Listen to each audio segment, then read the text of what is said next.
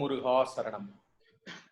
உலகெங்கிலும் பறந்து விரிந்து கிடக்கும் பல நாடுகளில் இருந்து வந்துள்ள நம் கொங்கு வேளாள சமுதாயத்தை சேர்ந்த கொங்கு குல சிங்கங்களுக்கு உங்கள் இரத்தமான வழக்கறிஞர் ராஜசேகரனின் இனிய மாலை வணக்கங்கள்.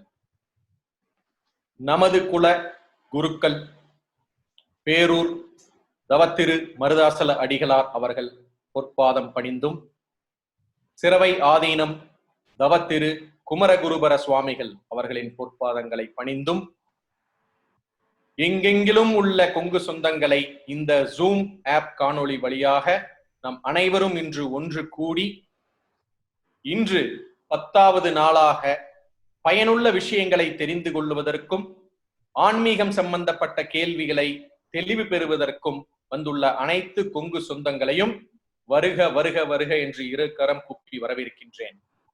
இன்று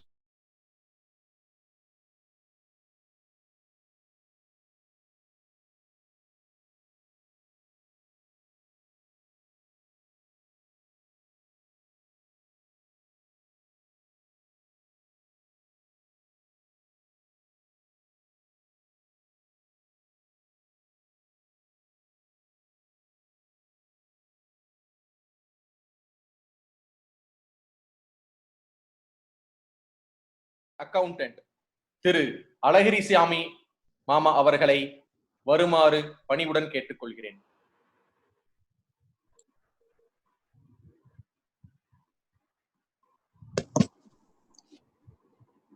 கொங்கு சொந்தங்களுக்கு எனது மனமார்ந்த மாலை வணக்கத்தை தெரிவித்துக் கொள்கிறேன். நமது கொங்கு குலகுருவான கைலை மாமணி சாந்தலிங்க மருதாசல அடிகளார் சிரவி ஆதீனம் குமரகுர சாமிகள் பாதங்களை தொட்டு எனக்கு இந்த வாய்ப்பை அளித்த கேபிஎன் நெட்வொர்க் கொங்கு சொந்தங்கள் அனைவருக்கும் எனது நன்றியினை தெரிவித்துக் கொள்கிறேன். இன்றைய தினம் எனது அன்புக்குரிய சகோதரர் ஜி ராமசாமி அவர்களை சிறப்பு சொற்பொழிவாற்ற இசைந்துள்ளார்கள். அவர்களுடைய அறிமுக உரையை சொல்வதில் நான் மிகவும் பெருமைப்படுகிறேன். ஜி ராமசாமி அவர்கள் கோயம்புத்தூருக்கு அருகில் உள்ள ஒரு சிறிய சிற்றூரில் பிறந்து ஆதிகுல செல்வனாக கீரனூர் செல்வனாகி அம்மன் குலதெய்வத்தை வணங்கி தனது பள்ளி படிப்பை செயின்ட் மைக்கேல்ஸ் ஹைஸ்கூல் முடித்து பிகாம் படிப்பை எம்ஜிஎம் காலேஜ் பொள்ளாச்சியில் பயின்று கோயம்புத்தூரில் ஒரு சிறந்த ஆடிட்டரிடம் ஆர்டிகிள்ஷிப் பயின்று 1984 வருடம் தனது பட்டய கணக்காளர் படிப்பை முடித்து தனது பட்டய கணக்காளர் தொழிலை சிறப்பாக ஆரம்பித்துள்ளார். அவருடைய கடந்து வந்த பாதைகளை சொல்வதில் நான் மிகவும் மகிழ்ச்சி அடைகிறேன். ஒரு சாதாரண விவசாய குடும்பத்திலிருந்து கோயம்புத்தூரிலிருந்து தலைநகர் டெல்லிக்கு நமது கொங்கு வேளாளர் சமூகத்திலிருந்து முதலாக தேர்ந்தெடுக்கப்பட்ட தி பிரசிடென்ட் ஆஃப் அவர் institute of chartered accountants of India அவர்தான் முதன்மையானவர். இதுவரையில் யாருமே கிடையாது. அதே போல அவர் வகித்துள்ள பதவிகள் ஏராளம். எல்லாமே சொல்ல வேண்டும் என்றால் எனக்கு நேரம் பற்றாது. அவர் வகித்த பதவிகளில் ஒரு சிலதை நான் உங்களுக்கு என்னுடைய அறிமுக உரையில் சொல்வதில் கடமைப்பட்டுள்ளேன். He is the first president of Institute of Chartered Accountants of India, New Delhi, and since 37 years he is in the practice.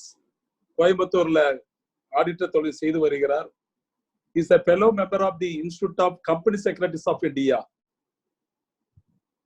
and a honorary member of the Association of International Accountants UK, the Institute of Chartered Accountants of Australia, and the Certified Public Accountants of Australia. He has served as the board member of the International Federation of Accountants of USA for 3 years from November 2011 to 2014 and qualifies insolvency professionals. மேலும் அவர் வகித்த பதவிகளில் முக்கியமானவர்கள் மட்டும் நான் சொல்லுகிறேன். He was the independent director of Chennai Petroleum Corporation Limited, nominated by the Ministry of Petroleum and Natural Gas, Government of India. He is also serving as the chairman of the Audit Committee and the chairman of the CSR Committee of CPCL. He also served as the board member of the International Federation of Accountants for 3 years term from 2011 to 2014. He is the first member from the southern region to hold this distinction. The IFAC is the global organization for the accountancy profession, comprising of over 175 members in more than 130 countries, representing more than 3 million accountants in public practice, education, government service, industry, and commerce. He also served with the Planning and Finance Committee of IFAC. He was also the technical advisor to the Professional Accountancy Organization Development Committee, PAODC of IFAC. He is the former member on the board of the Confederation of Asian Pacific Accountants, CAPA, and former member of the XBRL, International Steering Committee. He was the former board member and chairman of Small and Medium Practices Committee of SAFA. He is the former member of the Global Reporting Advisory Group of Global Reporting Initiative, Focal Point India.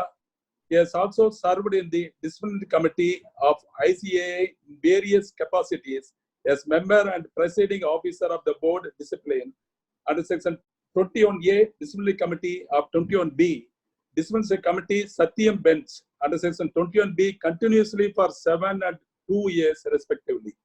He served as a member of the Quality Review Board of Government of India for 2 terms.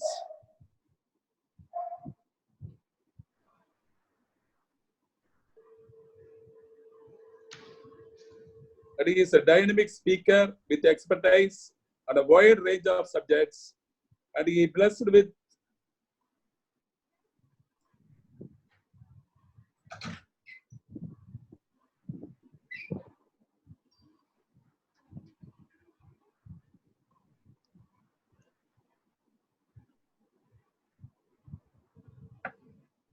and he is married to Mrs. Deepa MBA, daughter of a well-known Dr. V.P. Subbayan of Kumaran Hospital, Coimbatore.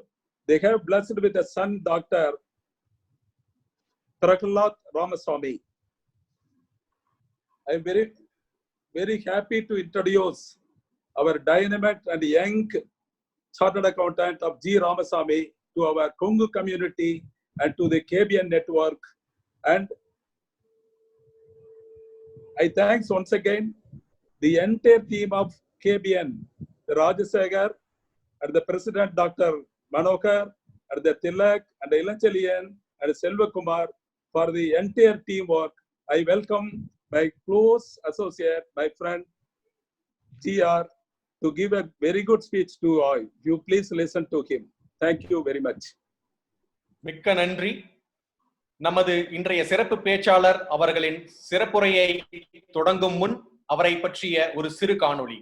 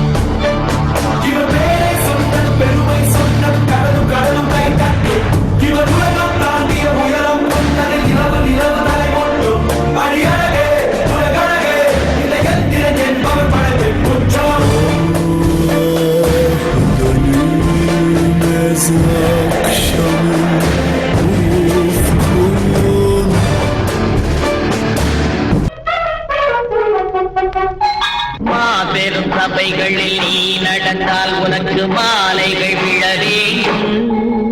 ஒரு மாற்று குறையாத மன்னவன் இவன் என்று போற்றி புகழ வேண்டும். மாபெரும் சபைகளில் நீ நடந்தால் உனக்கு மாலைகள் விழ வேண்டும். ஒரு மாற்று குறையாத மன்னவன் இவன் என்று போற்றி புகழ வேண்டும்.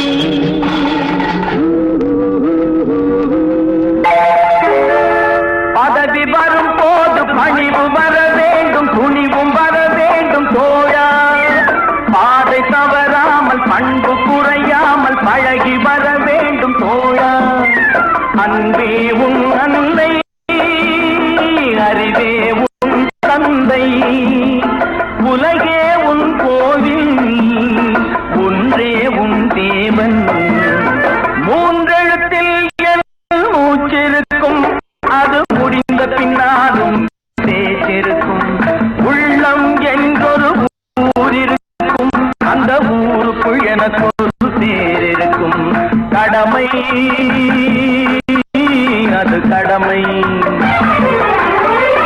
கடமை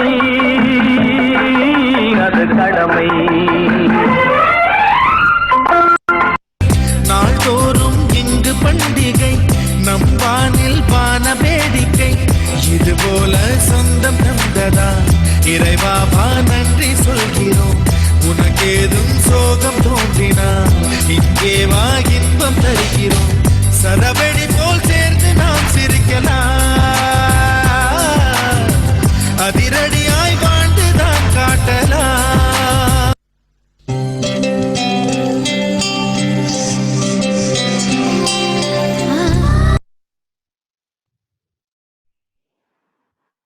சாதனைகளை சொல்லி தெரியவதை விட இந்த காணொளி அருமையாக நமது இன்றைய சிறப்பு பேச்சாளரின் சாதனைகளை சொல்லிவிட்டது. வருக வருக என்று இன்றைய சிறப்பு பேச்சாளரை சிறப்புரையாற்ற அழைக்கின்றோம்.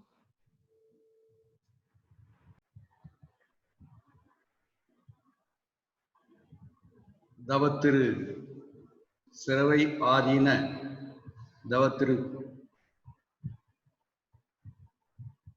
குமரகுரு அடிகளார் அவர்களுக்கும், நமது தவத்திரு பேரூர் ஆதீனம் தவத்திரு மருதாசல் அடிகளார் அவர்களுக்கும் அவர்களுடைய பாதங்களை வணங்கி, எனக்கு இந்த வாய்ப்பினை நல்கிய KBN நண்பர்களுக்கும், எனது அன்பு சகோதரர் மிக நெருங்கிய நண்பர் பட்டய தணிக்கையாளர் திரு அழகிரிசாமி அவர்களுக்கும், இந்த நிகழ்ச்சியினுடைய தலைவராக இருக்கின்ற டாக்டர் மனோகரன் அவர்களுக்கும், இதை சிறந்த முறையிலே ஒருங்கிணைத்து என்னை பலமுறை தொடர்பு கொண்டு இந்த நிகழ்ச்சிக்கு என்னை அழைத்த திரு பழனியப்பன் மலேசியாவில் இருப்பவருக்கும், எனது அன்பு சகோதரர் நமது ஆடிட்டர் தொழிலில் இருக்கின்ற திரு செல்வகுமார் அவர்களுக்கும், இதற்கும் மேலாக மிகவும் சுறுசுறுப்புடவும் துரிதமாக என்னை ஆங்காங்கே தன்னுடைய கைபேசியில் அழைத்தும் ஜூம் மீட்டிங் ஒரு முன்னோட்டம் செய்தும் என்னை அழைத்து பல நிகழ்ச்சிகளினுடைய சுறுசுறுப்புக்கு இடையிலே இந்த நிகழ்ச்சி ஒருங்கிணைத்த அட்வொகேட் திரு ராஜசேகரன் அவர்களுக்கும், ஏனைய KBN நண்பர்களுக்கும், இதில் கலந்து கொண்டிருக்கின்ற விருந்தினர்களுக்கும் எனது முதற்கண் மனமார்ந்த நன்றியை தெரிவித்துக் கொள்கிறேன். இந்த ஒரு KBN நெட்வொர்க், KB நெட்வொர்க் என்பதை எனக்கு திரு அழகிரிசாமி அவர்கள் அறிமுகம் செய்து வைத்தார்கள். இந்த லாக்டவுன் என்று சொல்லப்படுகின்ற இந்த தனிமைப்படுத்தி குடும்பத்துடன் தனிமைப்படுத்தி இருக்கின்ற நேரத்தில் ஒரு சிறந்த முறையில் அனைத்து நண்பர்களையும் ஒருங்கிணைத்து ஒரு சிறந்த முறையில் மதிப்புமிக்க பேச்சாளர்களையும் மதிப்புமிக்க தொழிலாளர்களையும் மதிப்புமிக்க தொழிற்சாலை அதிபர்களையும் கடுமையாக உழைத்து முன்னேறியவர்களையும் அழைத்து தவத்திரு ஸ்ரீ பேரூர் ஆதீன அடிகளார் தலைமையிலும் தவத்திரு சிறவை ஆதீன அடிகளார் தலைமையிலும் சிறப்பாக நடத்தி கொண்டு வருகிறார்கள். நான் திரு ரவி IPS அவர்கள் இந்த நிகழ்ச்சியில் கலந்து பேசுவதை நான் முழுமையாக பார்த்தேன். அதற்கு அடுத்து திரு சந்திரமோகன் அவர்கள் பேசியதை முழுமையாக பார்த்தேன். இதற்கு முன்னால் இதனுடைய முன்னோட்டமாக தவத்திரு அடிகளார் அவர்கள் தங்களுடைய பேச்சினை நம்முடைய பகிர்ந்து கொண்டதையும் பார்த்தேன்.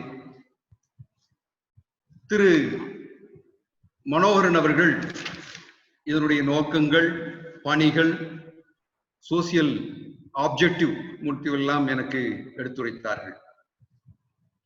இன்றைய சூழ்நிலையில் நமது வாழ்க்கை பயணம் எப்படி இருக்கிறது என்று பார்க்கும்போது நமது வாழ்க்கையும் வாழ்வாதாரமும் தான் மிகவும் முக்கியமான ஒரு கருத்தாக அனைவரது மனத்திலும் ஓடிக்கொண்டிருக்கின்றது. இந்த KBNல் பட்டய தணிக்கையாளர்கள், மருத்துவர்கள், தொழிலதிபர்கள் மற்றும் பல முக்கிய பணிகளில் இருப்பவர்கள் எல்லோரும் கலந்திருக்கிறார்கள். அதுவும் உலகம் பூராவும் கலந்திருக்கிறார்கள் என்பது ஒரு மிகப்பெரிய ஒரு சாதனையாகும். இந்த சாதனை எவ்வாறு நடந்தது என்று நாம் நினைத்து பார்த்தோமே ஆனால், உலகத்தை ஒரு கைக்குள் கொண்டு வந்தது டெக்னாலஜி. உலகத்தை ஒருமித்தமாக மாற்றியமைத்தது இந்த டெக்னாலஜி. 20 ஆண்டுகளுக்கு முன்பு நாம் ஒருவரை சந்திக்க வேண்டும் என்றால், ஒருவரை தொடர்பு கொள்ள வேண்டும் என்றால், நாம் ட்ரங்க் கால் போட்டோ அல்லது நம்முடைய தொலைபேசி மூலம் அவர்களுக்கு ஏற்கனவே சொல்லி வைத்தோதான் நாம் பேச முடியும். 40 ஆண்டுகளுக்கு முன்பு நாம் செல்ல வேண்டும், ஒருத்தரை பேச வேண்டும் என்றால், எங்காவது ஒருவர் வைத்திருக்கும் தொலைபேசியை பார்க்கும் போது அவர்தான் உலகத்திலே மிகப்பெரிய பணக்காரராக தெரிவார். நமது வாழ்க்கையை இன்றைக்கு தலைப்பாக கொடுத்திருக்கிறது வாழ்வும் வாழ்வாதாரமும் கொரோனாவுக்கு பின். இந்த தலைப்பிலேயே நான் ஒரு சிறு மாறுதலை சொல்ல விரும்புகிறேன். இந்த கொரோனா என்பது ஒரு நோய் தொற்று, அனைவரும் தெரிந்தது. கொரோனாவுக்கு பின் என்று இன்னும் நாம் சொல்ல முடியாத நிலைமையில் தான் இருக்கின்றோம். நமது வாழ்க்கையும் வாழ்வாதாரமும் கொரோனாவுடன் என்று பயணிக்க வேண்டிய ஒரு நிலைமையில் இருக்கின்றோம். திருவள்ளுவர் கூறியது போன்று, பீலிவை சாக்காடும் அச்சிரும் அப்பண்டம் சால மிகுத்து பெய்யும். இந்த 50 நாட்களாக, மேலும் 60 நாட்களாக நாம் எந்த ஊடகத்தை எடுத்தாலும், எவருடன் பேசினாலும், யாருடன் நாம் தொடர்பு கொண்டு பேசினாலும் முதல் வார்த்தை நமக்கு வருவது கொரோனா, COVID-19 என்ற சொல் மட்டுமே. இப்படி நமது வாழ்க்கையோடு ஒன்றிவிட்ட இந்த கொரோனா, நமது குடும்பங்களோடு ஒன்றிவிட்ட இந்த கொரோனா என்ற ஒன்று உலகம் முழுவதையும் ஆட்டி படைக்கிறது. சில பேர் சொல்லியிருந்தார்கள், இந்த உலகம் ஒரு பழுது பார்க்கும் நிலையை அடைந்திருக்கிறது என்று. பழுது பார்க்கும் பணி நடந்து கொண்டிருக்கிறது என்று. நமது வாழ்நாளிலே சந்திக்க முடியாத ஒரு நிகழ்ச்சியை நாம் அனைவரும் சந்தித்துக் கொண்டிருக்கின்றோம்.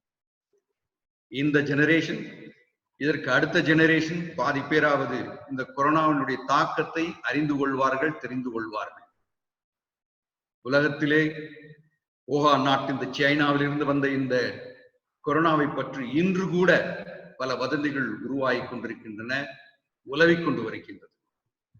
கொரோனா என்பது ஒரு ஆர்டிபிஷியலாக ஏற்படுத்தப்பட்டதா அல்லது இயற்கையாக வந்ததா என்று இன்னும் முடிவு சொல்ல முடியாத ஒரு நிலையிலேயே இருக்கின்றார்கள்.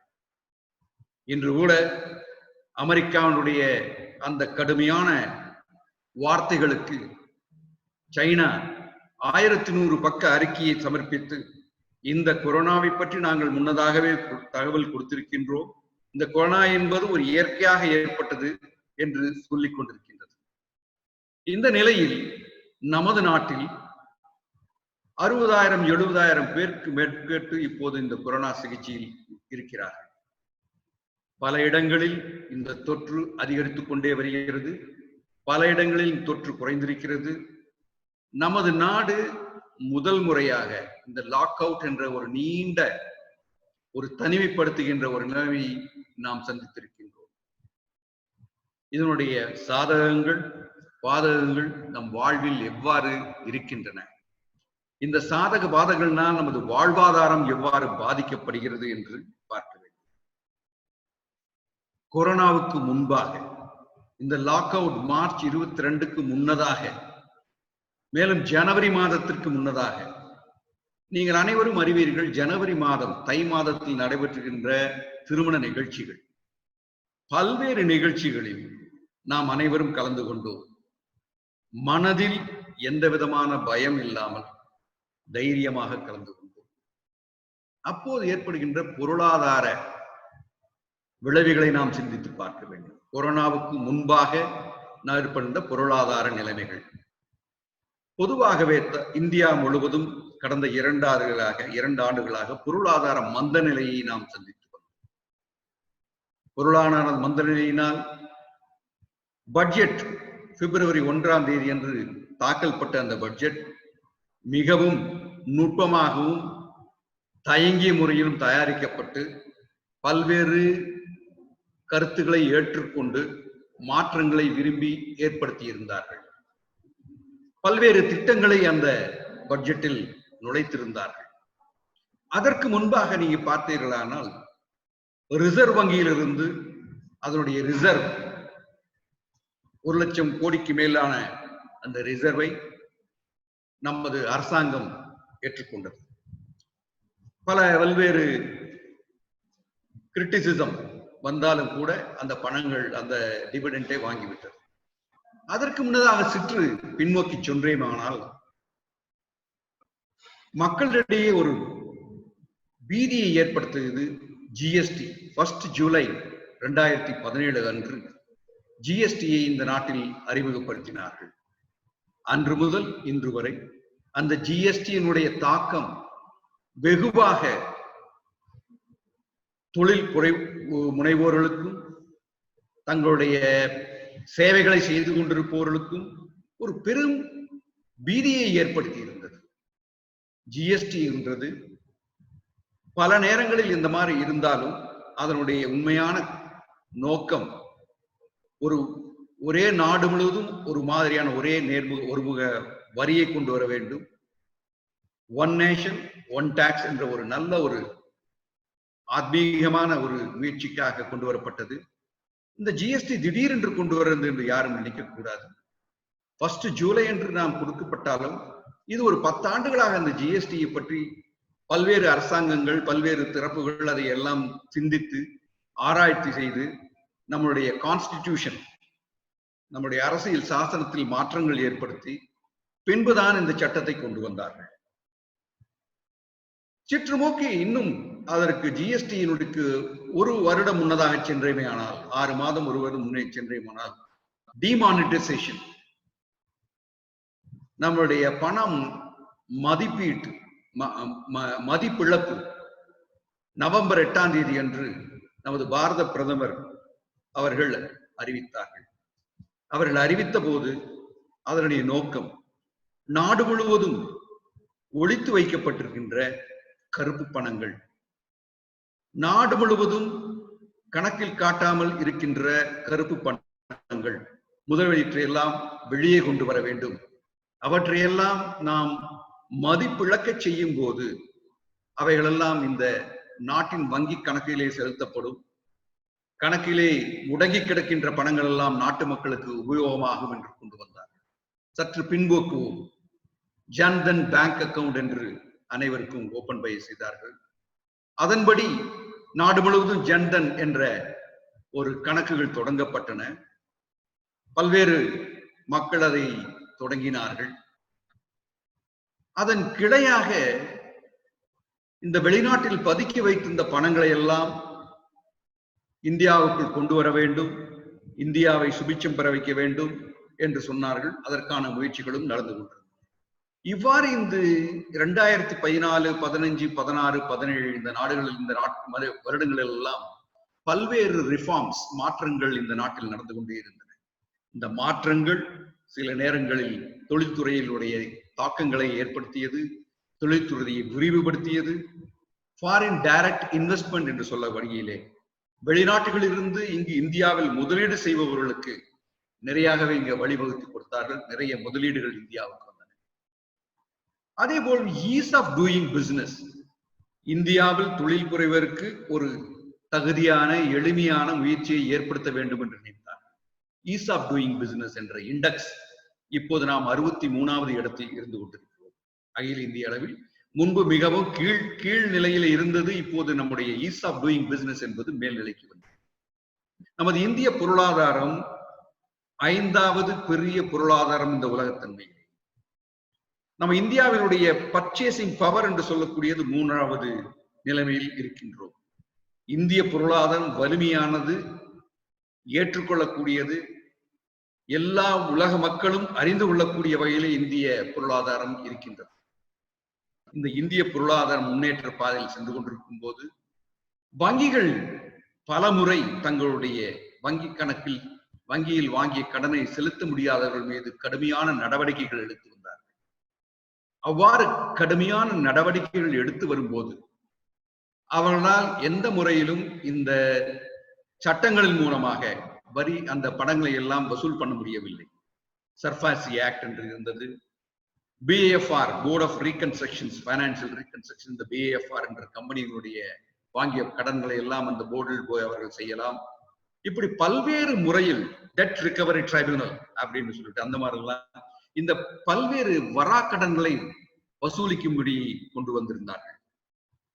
இதனிடையிலே அகில உலகிலேயே இருக்கின்ற புதிய சட்டங்கள் இந்த வராக்கடன்களை எல்லாம் வசூலிக்கும் முறையில் இருக்கின்ற சட்டங்கள், இந்த சட்டங்களையும் இந்தியாவில் கொண்டு வர வேண்டும் என்று ஒரு குழு அமைக்கப்பட்டு அந்த குழுவினுடைய பரிந்துரையின் பேரில் இன்சால்வென்சி அண்ட் பேங்க்ரப்சி கோட் 2016 என்று ஒரு திவால் சட்டம் என்று இந்திய நாட்டில் அறிமுகப்படுத்தும். இந்த திவால் சட்டத்தின்படி ஒரு நபர் வங்கியில் வாங்கியிருந்த கடன் 1 லட்சத்திற்கு மேலாக இருந்தாலும், அதே போன்று ஒரு நபர் ஒரு கம்பெனிக்கு சப்ளை செய்திருந்தாலோ சர்வீஸ் இருந்தாலோ அந்த கம்பெனி பணத்தை கொடுக்கவே இல்லை, அந்த சப்ளை செய்தவருக்கு இந்த மாதிரி 1 லட்சத்துக்கு மேல இருக்கக்கூடிய கொடுக்க முடியாது இருந்தாலோ அல்லது ஏமாற்றங்கள் நடந்து கொண்டிருந்தாலோ அந்த சப்ளை செய்தவர் அந்த கம்பெனி மீது கேஸ் போட்டு நடத்தி கோர்ட்ல போயிட்டு வரும்போது லேட் ஆகும். இந்த புதிய சட்டத்தின் மூலம் நேஷனல் கம்பெனி லா ட்ரைபியூனல் மூலம் அவங்க அதை கொண்டு போய் அந்த சட்டத்துல பதிவு பண்ணினாங்கன்னா நேஷனல் கம்பெனி லா ட்ரைபியூனல் வந்து இந்த இன்சால்வென்சி ப்ரொஃபஷனல்ஸ் என்று சொல்லக்கூடிய இது அட்வொகேட்ஸ் 10 வருஷம் முடிச்ச advocate, chartered accountant, company secretaries இவங்க எல்லாரும் இந்த சட்டத்துறையில படிச்சு அந்த எக்ஸாம் பாஸ் பண்ணியிருந்தாங்கன்னா அவங்களுக்கு ஆல் இன்சால்வென்சி ப்ரொஃபஷனல்னு சொல்லுவாங்க. இந்த திவாலாக சட்டத்தின் மூலம் அந்த இன்சால்வென்சி ப்ரொஃபஷனல் தற்போது ஒன்லி கார்பரேட்ஸ் கம்பெனிகளுக்கும் லிமிடெட் லைபிலிட்டிக்கு மட்டுமே இது பொருந்தும் என்று போட்டார்கள், சட்டம் இருக்கிறது. இந்த சட்டத்தை பின்னாளில் தனிப்பட்ட நபருக்கும் அமல்படுத்த வேண்டும் என்று இருக்கிறது. இவ்வாறு இந்த வாழ்நாள் இந்த 5-6 வருடங்களாக நாம் பார்த்த வாழ்க்கையில் நடந்து கொண்ட சம்பவங்கள் எல்லாம் நம்மை சுற்றி நடந்து கொண்டிருந்தவை எல்லாம் நீங்கள் எல்லாரும் அறிவீர்கள். பல்வேறு அரசியல் மாற்றங்கள், பல்வேறு அரசியல் சட்ட மாற்றங்கள், பல்வேறு திட்டங்கள் இவைகளெல்லாம் நடந்ததனால் நாட்டில் ஏற்படுகின்ற குழப்ப நிலைகளும் நாட்டில் ஏற்படுகின்ற சுபிட்ச நிலைகளையும் நம்மளால் சரியான முறையில் கணிக்க முடியாமல் இருந்தாலும் இந்த நாடு ஒரு முன்னேற்ற பாதையை நோக்கி சென்று கொண்டது என்பதுதான் நான் சொல்ல வேண்டும். இவ்வாறு சென்று கொண்டிருந்த நாடு சில முக்கியமான நபர்களை எல்லாம் அடையாளம் காட்டத் தொடங்கியது. நீங்கள் எடுத்துக்கொண்டீர்களே என்றால் கார்பரேட் ஃப்ராட்ஸ், கம்பெனிகளில் நடவடிக்கின்ற ஃப்ராட் மிக அதிகமாக இந்த நாட்டில் வெளிப்பெற ஆரம்பித்தன. விஜயமல்லையாவை நீங்கள் எடுத்துக்கொண்டால் அவர் வாங்கிய கடன் ஏராளமான கடன், இன்று அவர் வெளிநாட்டில் தங்கி இருக்கிறார். அது கீதாஞ்சலி ஜுவல்லர்ஸ், இந்த நிர்வா மோடி அண்ட் ஆல் தீஸ் அவங்க எல்லாருமே வாங்கிய கடனை கட்ட முடியாமல் வெளிநாட்டில் ஓடி தப்பி விட்டார்கள். இதேபோல் லட்சக்கணக்கான பேர் பணங்களை வங்கியில் வாங்கி திருப்பி கட்டாதனாலும், மிகப்பெரிய முதலாளிகள் தங்களுடைய பணங்களை வாங்கி பணத்தை கட்ட முடியாத வங்கிகள் தங்களுடைய கடன் கொடுக்கும் நிலையை நிறுத்தி வைக்க வேண்டிய ஒரு நிலைமைக்கு ஆளாயின. இவ்வாறு ஒரு பொருளாதாரத்தில் மாற்றங்கள் நடந்து கொண்டிருந்தாலும் வங்கிகளுடைய பணிகள் தடைபட்டுக் கொண்டிருந்தன. அதனால்தான் தற்போது இந்த வங்கிகளை எல்லாம் இணைத்து, சில வங்கிகளை எல்லாம் மற்ற வங்கிகளுடன் இணைத்து அந்த வங்கிகளுடைய சீரமைப்புகளுக்கு இப்போது நடந்து கொண்டிருக்கிறது.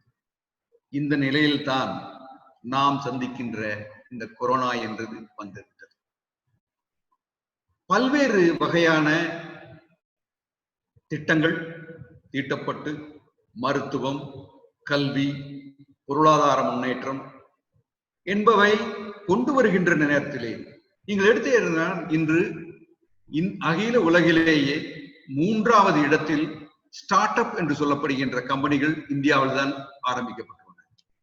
ஸ்டார்ட் அப் என்பது இனோவேட் ஆர் எவாபரேட், புதிய முயற்சிகளை கண்டுபிடியுங்கள் அல்லது நீங்கள் அழிந்து போவீர்கள் என்பது.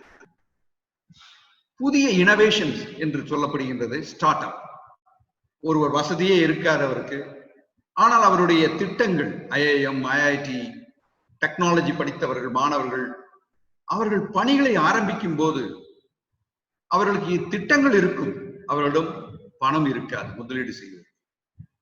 இதற்காக ஆரம்பிக்கப்பட்டதான் ஸ்டார்ட் அப் அப்படின்னு கொண்டு வந்தாங்க. மேக் இன் இந்தியா அப்படின்னு கொண்டு வந்தாங்க. இந்த ஸ்டார்ட் அப் பாத்தீங்கன்னா இந்தியா பூரா நிறைய ஸ்டார்ட் அப்ஸ் சின்ன சின்ன ஆளுங்க ஆரம்பிச்சிருக்காங்க. நீங்க எடுத்தீங்கன்னா பிசினஸ் மாடியூல்ஸ் எல்லாம் இந்தியால மாறிடுச்சு. இந்த 50 நாள் நிறைய பேர் நெட்ஃபிளிக்ஸ்ல சினிமா பார்த்திருப்பீங்க, அமேசான்ல பார்த்திருப்பீங்க, நிறைய இடத்துல நீங்க சினிமா பார்த்துட்டு இருக்கிறதே நம்ம வேலையா இருந்திருக்கலாம் டெய்லியும். இந்த நெட்ஃபிளிக்ஸ் என்பது ஒரு சினிமா தியேட்டர் அல்ல, நெட்ஃபிளிக்ஸ் என்பது ஒரு டிவி சேனல் அல்ல. நாம் இதை நன்றாக அறிந்து கொள்ள வேண்டும். சாதாரண ஒரு பிளாட்ஃபார்ம். பல்வேறு அக்ரிகேட்டர்ஸ் என்று சொல்வார்கள். நீங்க ஒரு ஃபிளைட் டிக்கெட் புக் பண்றீங்கன்னா make my trip, clear trip, room book பண்றீங்க ஐபிபோ, இந்த மாதிரி நிறைய ரூம் புக் பண்ற ஆன்லைன். சோ இந்த ஆன்லைன்ல பெரிய பெரிய பிசினஸ்கள் நடக்க ஆரம்பிச்சு. சோ பிசினஸ் மாற ஆரம்பிச்சது இந்தியாவில். மாற்றங்கள் என்ன மாற்றம்? நீங்க சினிமாக்கு போனா நீங்க வந்து இங்கேயே புக் பண்ணலாம். பிவிஆர் சினிமா அவன் தியேட்டருக்காரன் கிடையாது. ஐநாக்ஸ் வச்சுட்டு இருக்க அவன் தியேட்டருக்கு அந்த ஆப் இட்ஸ் தியேட்டர் கிடையாது. அவன் உங்களுக்கு ஒரு இன்டர்மீடியரி. நீங்க ரூம் புக் பண்ற இன்டர்மீடியட், அவன் ரோட்டலே கிடையாது அவங்ககிட்ட. ஸ்விக்கி, ஜொமேட்டோ, உபேர் இவெல்லாம் வந்து ஹோட்டல் நடத்துறதே கிடையாது. ஆனா ஹோட்டலுக்கு தேவையான கஸ்டமரையும் மேனுபேக்சரையும் இணைக்கக்கூடிய பாலங்களாக இருக்கிறாங்க. சோ பிசினஸ் மாறிடுச்சு. நீங்க ஹோட்டலுக்கே போக வேண்டியதுல வீட்டுல இருந்தே நீங்க ஆர்டர் கொடுத்தா வந்து சேரும். சோ பிசினஸ் மாடியூல்ஸ் இந்தியால மாற ஆரம்பிக்கிறது. நீங்க அவ்வளவு பெரிய ஹோட்டல் கட்டி வச்சு 100 பேர் வருவான், 500 பேர் வருவான், 1000 பேர் வருவான்னு உட்கார்ந்துட்டு இருக்கிறத விட சாதாரண ஹோட்டல்ல நல்ல சுவையான தின்பண்டங்கள் சுவையான நீங்க கொடுத்தீங்கன்னா ஜொமேட்டோ அண்ட் ஸ்விக்கி வந்து நீங்க சப்ளை பண்ணிட்டே இருக்கலாம். உங்களோட பிசினஸ் இன்க்ரீஸ் ஆகிட்டே இருக்கும். அந்த மாதிரி ஒரு மாறுதல்கள் வர ஆரம்பித்தன. நீங்க பிளிப்கார்ட், அமேசான், ஸ்னாப்டீல் இது எல்லாமே நீங்க பாத்தீங்கன்னா எல்லாமே அவங்க எல்லாம் ஸ்டோர்ஸ் வச்சுட்டு இருக்கிறது இல்லை. அமேசான் நீங்க என்ன கேட்டாலும் கொடுக்குறான். அவன் என்ன ஸ்டோரா வச்சுட்டு இருக்கிறான் கிடையாது. பிக் பாஸ்கெட் அவன் ஸ்டோரே கிடையாது. நீங்க பல்வேறு ஸ்டோர்ல இணைச்சு அவன் கொடுக்குறான். சோ பிசினஸ் மாடியூல்ஸ் இந்தியாவில மாற ஆரம்பிச்சிருச்சு. இந்த ஒரு 4 வருஷம் 3 வருஷமா அந்த பிசினஸ் மாடியூல்ஸ் மாற ஆரம்பிச்சிருச்சு. நம்ம தொழிலதிபர்கள் பிசினஸ் மாடியூல் மாறுறதுக்கு தகுந்த மாதிரி மாறி இருக்கிறாங்களா அப்படின்னு எங்க பார்த்தாலும் திடீர்னு எல்லாரும் இன்ஜினியரிங் காலேஜே கம்ப்ளீட் ஆரம்பிச்சாங்க. இன்னைக்கு எல்லா இன்ஜினியரிங் காலேஜும் க்ளோஸ் ஆயிருக்கு. கேபிட்டல் இன்வெஸ்ட்மெண்ட் நீங்க அங்க பண்ணிருக்க பாத்தீங்கன்னா 1 லட்சம் ஸ்கொயர் ஃபீட், 5 லட்சம் ஸ்கொயர் ஃபீட், 3 லட்சம் ஸ்கொயர் ஃபீட் கட்டியிருக்காங்க. இந்த 50 நாள் இந்த 3 லட்சம் ஸ்கொயர் ஃபீட்டை யார் யூஸ் பண்றா? யாருமே யூஸ் பண்ண முடியாது. மெயின்டைன் பண்ணணும், லைட் போடணும், எலக்ட்ரிசிட்டி கொடுக்கணும், ஆளுல தேவையான வாட்டர் ஃபெசிலிட்டி செஞ்சு வைக்கணும். ஆனா எல்லா ஸ்டூடெண்ட்டும் வீட்டுல உட்கார்ந்து ஆன்லைன்ல படிச்சுட்டு இருக்காங்க. எப்படி மாற்றம் வந்திருக்கின்றது? நமது வாழ்க்கை முறையில் மாற்றம் வந்திருக்கிறது. நான் அதான் சொல்லுவேன், ஒரு வாழ்க்கை முறை எப்படி மாறினா 4 லெட்டர் தான் நாம் நினைக்கணும். ABCD. நீங்க 10 வருஷத்துக்கு முன்னாலே இருக்கலாம், 5 வருஷத்துக்கு முன்னால இருக்கலாம். ஏபிசிடி ஒரு எல்கேஜி ஸ்டூடெண்ட்டுக்கு சொல்லி கொடுப்பாங்க. வீட்டுல பாட்டி உட்கார்ந்துட்டு இருப்பாங்க, கேட்டுட்டு இருப்பாங்க. என்னப்பா படிச்சேன்னு, ஏ ஃபார் சொல்லு அப்படின்னு, ஏ ஃபார் ஆப்பிள் சொல்லுவாங்க, B for boy, C for cat, D for dog சொல்லுவாங்க. இப்ப ஏபிசிடி மாறிடுச்சு, உலகம் மாறிட்டு இருக்கு, ஏபிசிடி மாறப்போகுது. வாழ்க்கை முறைக்கு ஏபிசிடி என்ன? A for adjustment, A for affiliation, A for affection வாழ்க்கை முறைக்கு. பி ஃபார் what is வாழ்க்கை முறை? balancing your lifestyle, balancing your all family, balancing your work. B for balance. C for commitment, C for cohesiveness, D for dedication, D for determination. D for dog, now determination. இது வாழ்க்கை முறை. வாழ்வாதாரத்தில் இது எப்படி மாறுது? வாழ்க்கையில இதெல்லாம் கண்டிப்பா வேணும். வாழ்க்கை முறைக்கு வாழ்வாதாரத்துக்கு எப்படி மாறுது நீங்க பாத்தீங்கன்னா, ஏ ஃபார் ஆர்டிபிஷியல் இன்டெலிஜென்ஸ். இன்னைக்கு ரோபோட் உங்களுக்கு எல்லாம் சப்ளை பண்ணுது. நீங்க எடுத்து Alexa give me a Carnatic music அப்படின்னா உடனே ஒரு பாலமுரளி கிருஷ்ணா பாடுவார். இது ஆர்டிபிஷியல் இன்டெலிஜென்ஸ். இன்னைக்கு டாக்டர்ஸ்க்கு இது வரைக்கும் டாக்டர் நேர்ல பார்த்துதான் நீங்க மருந்து வாங்கணும், நேர்ல பார்க்காம மருந்து வாங்க வருது, ஓவர் த கவுண்டர் வாங்க கூடாது. இப்போ doctors can give telemedicine. Telemedicine platforms நிறைய இருக்கு, அதுல எல்லா டாக்டரும் இருக்காங்க. உங்களுக்கு உடம்பு சரியில்லை, நேரா போன் பண்ணலாம், எனக்கு இந்த மாதிரி உடம்பு சரியில்லை, காஃபா இருக்கு, தலைவலியா இருக்கு, என்ன மருந்து சாப்பிடணும்னு சொல்லிட்டு அவர் அந்த ரூல் படி பிரிஸ்கிரிப்ஷனை வாங்கி, பிரிஸ்கிரிப்ஷன் என்கரேஜ் பண்ணி, உங்க ரைட், நீங்க என்ன, உங்க நம்பர் என்ன டாக்டர், நீங்க ரெஜிஸ்டர் பண்ணிருக்கீங்களா இல்லையான்னு கேட்டு பார்க்கலாம். ரெஜிஸ்டர் பண்ணிருக்காரு, டக் டக் அடிச்சீங்கன்னா அந்த மெடிக்கல் கவுன்சிலர் ரெஜிஸ்டர் ஒரு பேர் தெரியும், யாருக்கு அடிச்சிருக்காரு இல்லையான்னு தெரியும். ஓகே, இவர் நல்ல டாக்டர் தான், உடனே கேட்கலான்னு கேட்பீங்க. பாப்பா நீங்க கேட்ட கன்சல்டேஷனுக்கு எவ்வளவு ஃபீஸுங்கிறது 100 ரூபாப்பா, 100 ரூபாய் உன்னுடைய கூகுள் பேல போய், பேடிஎம்ல போய் என்ன போட்டா வேலை முடியும். மெடிசன் வேணும் அப்படிங்கறத டக் டக் அடிச்சீங்கன்னா மெடிசன், நீங்க பார்மசி, ஆன்லைன் பார்மசி 10 நிமிஷத்துல உங்களுக்கு மெடிசன் கொண்டு கொடுத்துட்டு போயிடுவாங்க. வேற என்ன வேண்டியது இருக்கு? மெடிசன் வாங்கிட்டு நீங்க ஸ்விக்கில அன்னபூர்ணில ஃபுட் ஆர்டர் பண்ணிட்டு உட்காந்துட்டு சினிமா நெட்ஃபிளிக்ஸ் ஓபன் பண்ணா சினிமா வந்துருது, முடிஞ்சு போச்சு. பையன் ஆன்லைன்ல படிச்சுட்டு இருப்பான், புள்ள ஆன்லைன்ல படிச்சுட்டு இருக்கு, கவலைப்பட வேண்டியது இல்லை. அல்லது ரூம்குள்ள போய் ஒரு வாட்ஸ்அப், பேன்ஸ்அப் எல்லாம் எங்கேயும் நடந்துட்டு இருக்கு. சோ வாழ்க்கை முறை மாறுகிறது. இதுதான் வாழ்க்கை முறை இன்றைய நிலைமை. நீங்க 50 வருஷத்துக்கு முன்னால, 30-40 வருஷத்துக்கு முன்னால என்னுடைய வாழ்க்கை முறை நீங்க எடுத்து, நான் ஒரு கோவையில் அருகில் இருக்கின்ற உருமாண்டம்பாளையம்ங்கிற ஒரு ஊர்ல பிறந்தேன். எல்லாம் விவசாயம். காலையில என்னுடைய பையை தூக்கிட்டு நான் சென்ட் மைக்கேல்ஸ் ஹைஸ்கூலுக்கு ட்ரெயினை பிடிச்சி போயிட்டு வருவேன். நான் போயிட்டு வந்தா இங்க எல்லாம் வீட்டுல இருக்கு, சாப்பாடு சாப்பிடுவோம், மாடு இருக்கும், கண்ணு இருக்கும், அங்க உள்ள போவோம், தோட்டத்துக்குள்ள பருத்தி எடுத்துட்டு இருப்பாங்க, தண்ணி கட்டிட்டு இருப்பாங்க, வேலையாள பார்த்துட்டு இருப்போம். தண்ணி இல்லைன்னா நம்ம கிணத்துக்குள்ள குளிச்சுட்டு வருவோம். அது ஒரு வாழ்க்கை முறை இருந்த முறை இன்னைக்கு யாருக்குமே இல்லையே. இன்னைக்கு ஸ்விம்மிங் பூல்ல கூட குளிக்க முடியாது யாரும், போய் அத்தனையும் க்ளோஸ் பண்ணிட்டாங்க. சோ வாழ்க்கை முறை இந்த பல ஆழமா இருந்ததை விட இந்த 10 வருஷத்துல மாறி இருக்கு. 10 வருஷத்துக்கு ஒரு தடவை உங்க வாழ்க்கை முறை மாறிட்டே இருக்கு. ஆனா இப்ப பாத்தீங்கன்னா 3 வருஷத்துக்கு இருக்க வாழ்க்கை முறை மாறுது, 2 வருஷத்துக்கு இருக்க வாழ்க்கை முறை மாறுது. சோ இந்த நிலைமையில வாழ்க்கை, வாழ்வாதாரம் ABCD இது மட்டும் இருந்தாதான் வாழ்வாதாரத்தை நடத்த முடியும். தொழில் செஞ்சுட்டு இருக்கிறவங்க இன்னைக்கு ஒரு chief executive officer ITC, one of the biggest company in the country, அவன் யூனிலிவர் அது இது எல்லாத்துக்கும் டேர்ன் ஓவர் பண்ணிட்டு இருக்க அந்த சீஃப் எக்ஸிகியூட்டிவ் ஆபீசர் ஒரு ஜூம் மீட்டிங்ல சொல்றாரு, எவரி மந்த் அவர் UK போவாரு, ஃபிளைட்டை பிடிச்சி UK போய் அங்க போய் அவர் அந்த நடத்திட்டு அந்த மீட்டிங்கை முடிச்சுட்டு திருப்பி வரணும். ஸோ மாசத்துக்கு 2 மீட்டிங், 2 மாசத்துக்கு ஒரு மீட்டிங் தான் அவங்க போட முடிஞ்ச மீட்டிங். என்ன ஆச்சுன்னா, ஜூம் வந்த உடனே காலையில 7 மணிக்கு எந்திரிச்சு 7 மணிக்கு எல்லாம் அவங்களோட சேல்ஸ் டீம் மீட்டிங், 10 மணிக்கு இந்தியாவில் இருக்கிற எக்ஸிகியூட்டிவ் மீட்டிங், 12 மணிக்கு UKல இருக்கிற எக்ஸிகியூட்டிவ் மீட்டிங், மத்தியானம் லஞ்ச் முடிச்சோன்னா ஈவினிங் 4 போர்ட் மீட்டிங். ஸோ ஒரே நாள் அத்தனை மீட்டிங் போட்டுறாரு. அவரோட பணம் எவ்வளவு மிச்சமாகுது, ஏர்லைன்ஸ் செலவு மிச்சம், போய் ஸ்டே பண்ற மிச்சம். வாழ்க்கை முறை மாறுகிறது, வாழ்வாதாரமும் மாறிக்கொண்டிருக்கிறது. இந்த கொரோனா வந்ததுனால நம்ம வாழ்வாதாரம் மாறுதான்னா, இந்த இயற்கையை நாம நேசிக்க மறக்கிறதுனாலதான் இதெல்லாம் நடந்துட்டு இருக்க ஆரம்பிச்சிருச்சு. நான் ஒரு கொரோனால இருந்து இயற்கைக்கு போறேன். ஏன் போறேன்னா, சமீபத்தில் இந்த வனம் அமைப்பின் ஒரு அமைப்புல நான் போய் பேசிட்டு இருந்தேன். அப்போ அந்த வன அமைப்புல வந்து நிறைய மரங்கள்லாம் நட்டுட்டு இருக்காங்க, ஒரு நல்ல பணி செய்து கொண்டிருக்கிறார்கள். அந்த பணிக்கு போகும்போது எனக்கு இந்த வைரமுத்து சொன்ன ஒரு வரிகளை தான் நான் நினைச்சேன். மரம் எதுக்கெல்லாம் நமக்கு வந்துட்டு இருக்கு அப்படின்னு. உண்ணக்கனி, ஒதுங்க நிழல், உடலுக்கு மருந்து, உணர்வுக்கு மருந்து, அடைய குடில், அடைக்க கதவு, அழகு வேல், ஆடத்துளி, தலைக்கு தைலம், தாளிக்க எண்ணெய், எழுத காகிதம், எரிக்க விறகு. இதுதான் எல்லாத்தையும் நமக்கு வந்து அந்த இயற்கை நமக்கு அந்த மரம் கொடுக்குது. நாம என்ன கொடுக்குறோம் மரத்துக்கு? முக்காவாசி வெட்டிடுறோம், வெட்டி தான் இதெல்லாம் பண்றோம். அதான் அவர் சொல்லியிருந்தார், மரம்தான் இத்தனையும் கொடுக்கிறது, இதை மறந்தான் மனிதன், இதனை மறந்தான் அப்படின்னு சொல்லிட்டு. சோ இயற்கைக்கு மாறாக நாம இப்போ உழைக்கிற இந்த வாழ்வாதாரம் மாற மாற, வாழ்க்கை முறை மாற மாற இந்த இயற்கையை நாம் அழிக்க ஆரம்பிச்சோம். இயற்கையை அழிக்க ஆரம்பிக்கும் போது இந்த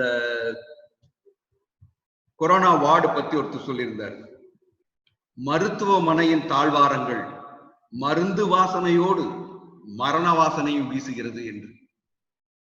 இன்னைக்கு இவ்வளவு பேர் 2 லட்சத்துக்கு மேல அமெரிக்கால இறந்திருக்கிறாங்க. 43 லட்சம் பேர் இந்திய மொத்த உலக அளவில் இவ்வளவு பேர் கொரோனால பாதிக்கப்பட்டிருக்காங்க. இந்தியாவில் ஒரு 70,000 பேர் பாதிக்கிறாங்க, 3000 பேர் இறந்திருக்கிறாங்க. சோ இது வந்து ஒரு வாழ்க்கை முறை மாறும்போது நேச்சருக்கு எதிராக நாம போக போக நேச்சரும் தன்னுடைய பலத்தை காட்ட ஆரம்பிச்சு. சோ இந்த பொருளாதாரத்தை பார்க்கறத விட இந்த கொரோனாவுக்கு முன் நடந்த நிகழ்ச்சிகள்ல முக்கியமான ஒன்று, ஒவ்வொரு திருமண நிகழ்ச்சிகளை நீங்க பார்த்தீங்கன்னா மினிமம் 1 கோடி ரூபாய் இப்பெல்லாம் செலவு பண்ற அளவில் நடந்துட்டு இருக்கு. இந்த கொரோனா விட அதுல இப்ப நீங்க செலவு பண்றதுக்கு இது யாருக்கு? இந்த கொரோனாவினுடைய பணி மனிதனை மாற்றுகிறது, வாழ்க்கையை மாற்றுகிறது. அதே போன்று நீங்க பாத்தீங்கன்னா நாடு முழுவதும் இந்த கொரோனா வந்ததுனால வேலை வாய்ப்பு இழந்தவர்களுடைய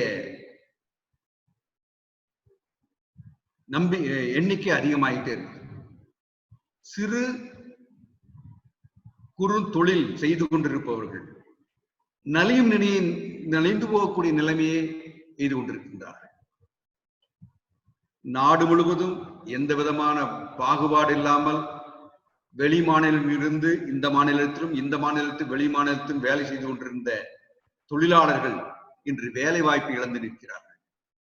பல்வேறு குடும்பங்கள் தங்களுடைய வசதி வாய்ப்புகளை இழந்து நிற்கின்றன.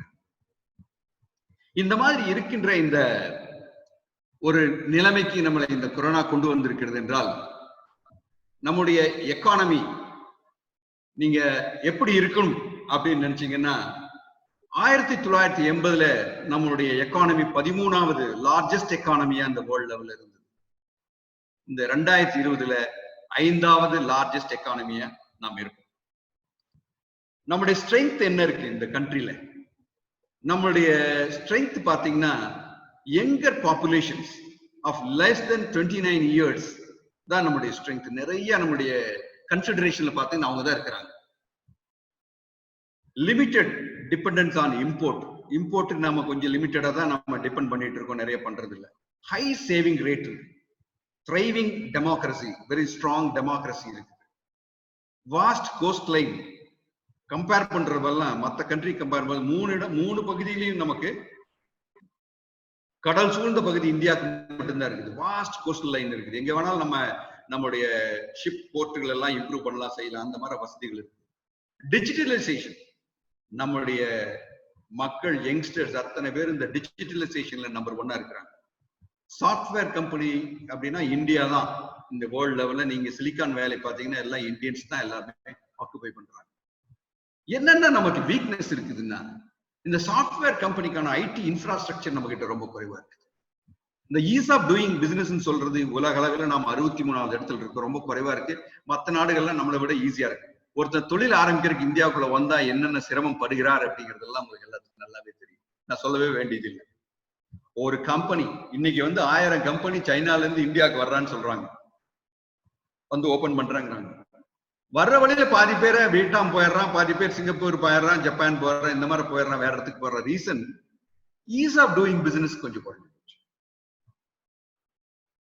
அதாவது மந்திரி வீட்டுல ஒரு பெண்ணுக்கு மசைக்க வந்தா தங்க மாங்கனி கொடுக்கணும்னு சொல்லுவாங்க. அந்த மாதிரி வைரமுத்து எழுதியிருந்தார், நான் படிச்சேன். ரிசர்ச் அண்ட் எக்ஸ்பெண்டிச்சர்ஸ் நீங்க பாத்தீங்கன்னா வேர்ல்ட் லெவல்ல ரிசர்ச்சுக்கு நிறைய செலவு பண்றாங்க. நம்ம இந்தியாவில ரிசர்ச்சே பண்றது இல்லை. இப்பதான் நம்ம சொல்றோம் கொரோனாக்கு ரிசர்ச், கொரோனா ரிசர்ச், சில கபசுர தண்ணீர் அது இது ஏதோ ஒன்று கொடுத்துட்டு இருக்கிறோம். நம்ம அது கண்டுபிடிக்க முடியலன்னா அதை பண்றது. மற்ற கண்ட்ரி ரிசர்ச் பண்றாங்க. நீங்க பாத்தீங்கன்னா எல்லா ஃபார்மா கம்பெனி இருக்காங்க. ஹைட்ரோக்ளோக்சின் நம்ம வந்து இந்தியா ட்ரம்ப் கேட்டாருன்னு அனுப்பிச்சுட்டு இருக்கோம். எல்லா ஃபார்மா கம்பெனியினுடைய ரிசர்ச், பேட்டன்ட், எவ்ரிதிங் வந்து அமெரிக்காக்காரங்கிட்ட இருக்கு. நம்ம மேனுஃபேக்சர் பண்றோம், சேல்ஸ் பண்றோம், எல்லாம் ப்ரொடியூஸ் பண்ணாலும் அமெரிக்காக்காரனுக்கு நம்ம வந்து பிரீமியம், அதுக்கான லைசன்ஸ் ஃபீஸ் கொடுக்க வேண்டிய நிலைமையில தான் இருக்கிறோம். இந்த மாதிரி ஒரு பொருளாதாரம்.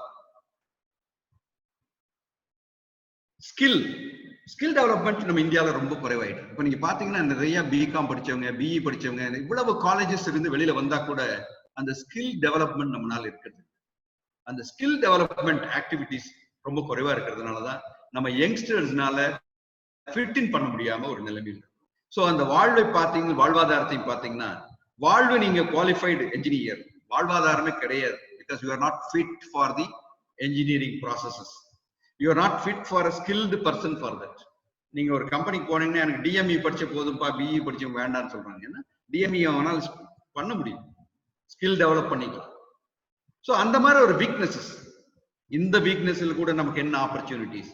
இந்த கொரோனா வந்து நாம நினைக்கிற கொரோனானால எல்லா தாக்கம் ஏற்பட்டு இருக்குது. நாளைக்கு கொரோனா முடிஞ்சு, லாக்டவுன் முடிஞ்சு எல்லாம் ஓபன் பண்ணா நமக்கு எதுவுமே நடக்காதுன்னு இல்லையா? கொரோனானால வாய்ப்புகள் அதிகமாயிருக்கு. எப்படின்னு சொன்னீங்கன்னா, 50 நாள் நீங்க வீட்டுல இருந்திருக்கீங்க. அட்லீஸ்ட் என்ன கேட்டீங்கன்னா, நான் ஒரு 10 செமினார் வெபினார்ல பேசியிருக்கேன், கலந்துருக்கிறேன், என்னுடைய நாலேஜ் இம்ப்ரூவ் ஆயிருக்கு. அதே மாதிரி தொழில் அதிபர்கள் வீட்டுல இருக்கும்போது அவங்க நல்லா சிந்திக்கக்கூடிய திறமை அதிகமாயிருக்கு.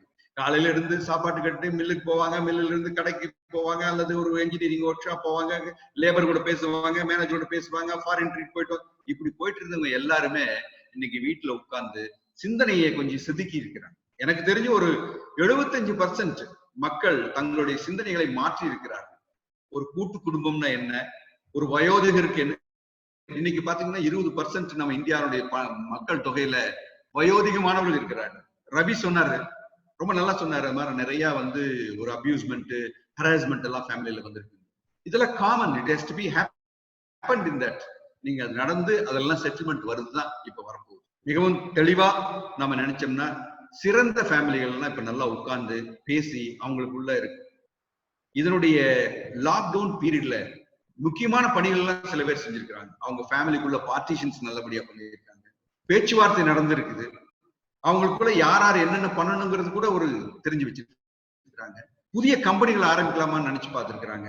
கடை இனிமேல் வாங்கவே மாட்டேன்னு சத்தியம் பண்ணிட்டு இருக்காங்க. கடனே கட்ட முடியாத நிலைமையில் இருக்கிறவங்க இருந்துட்டு இருக்காங்க.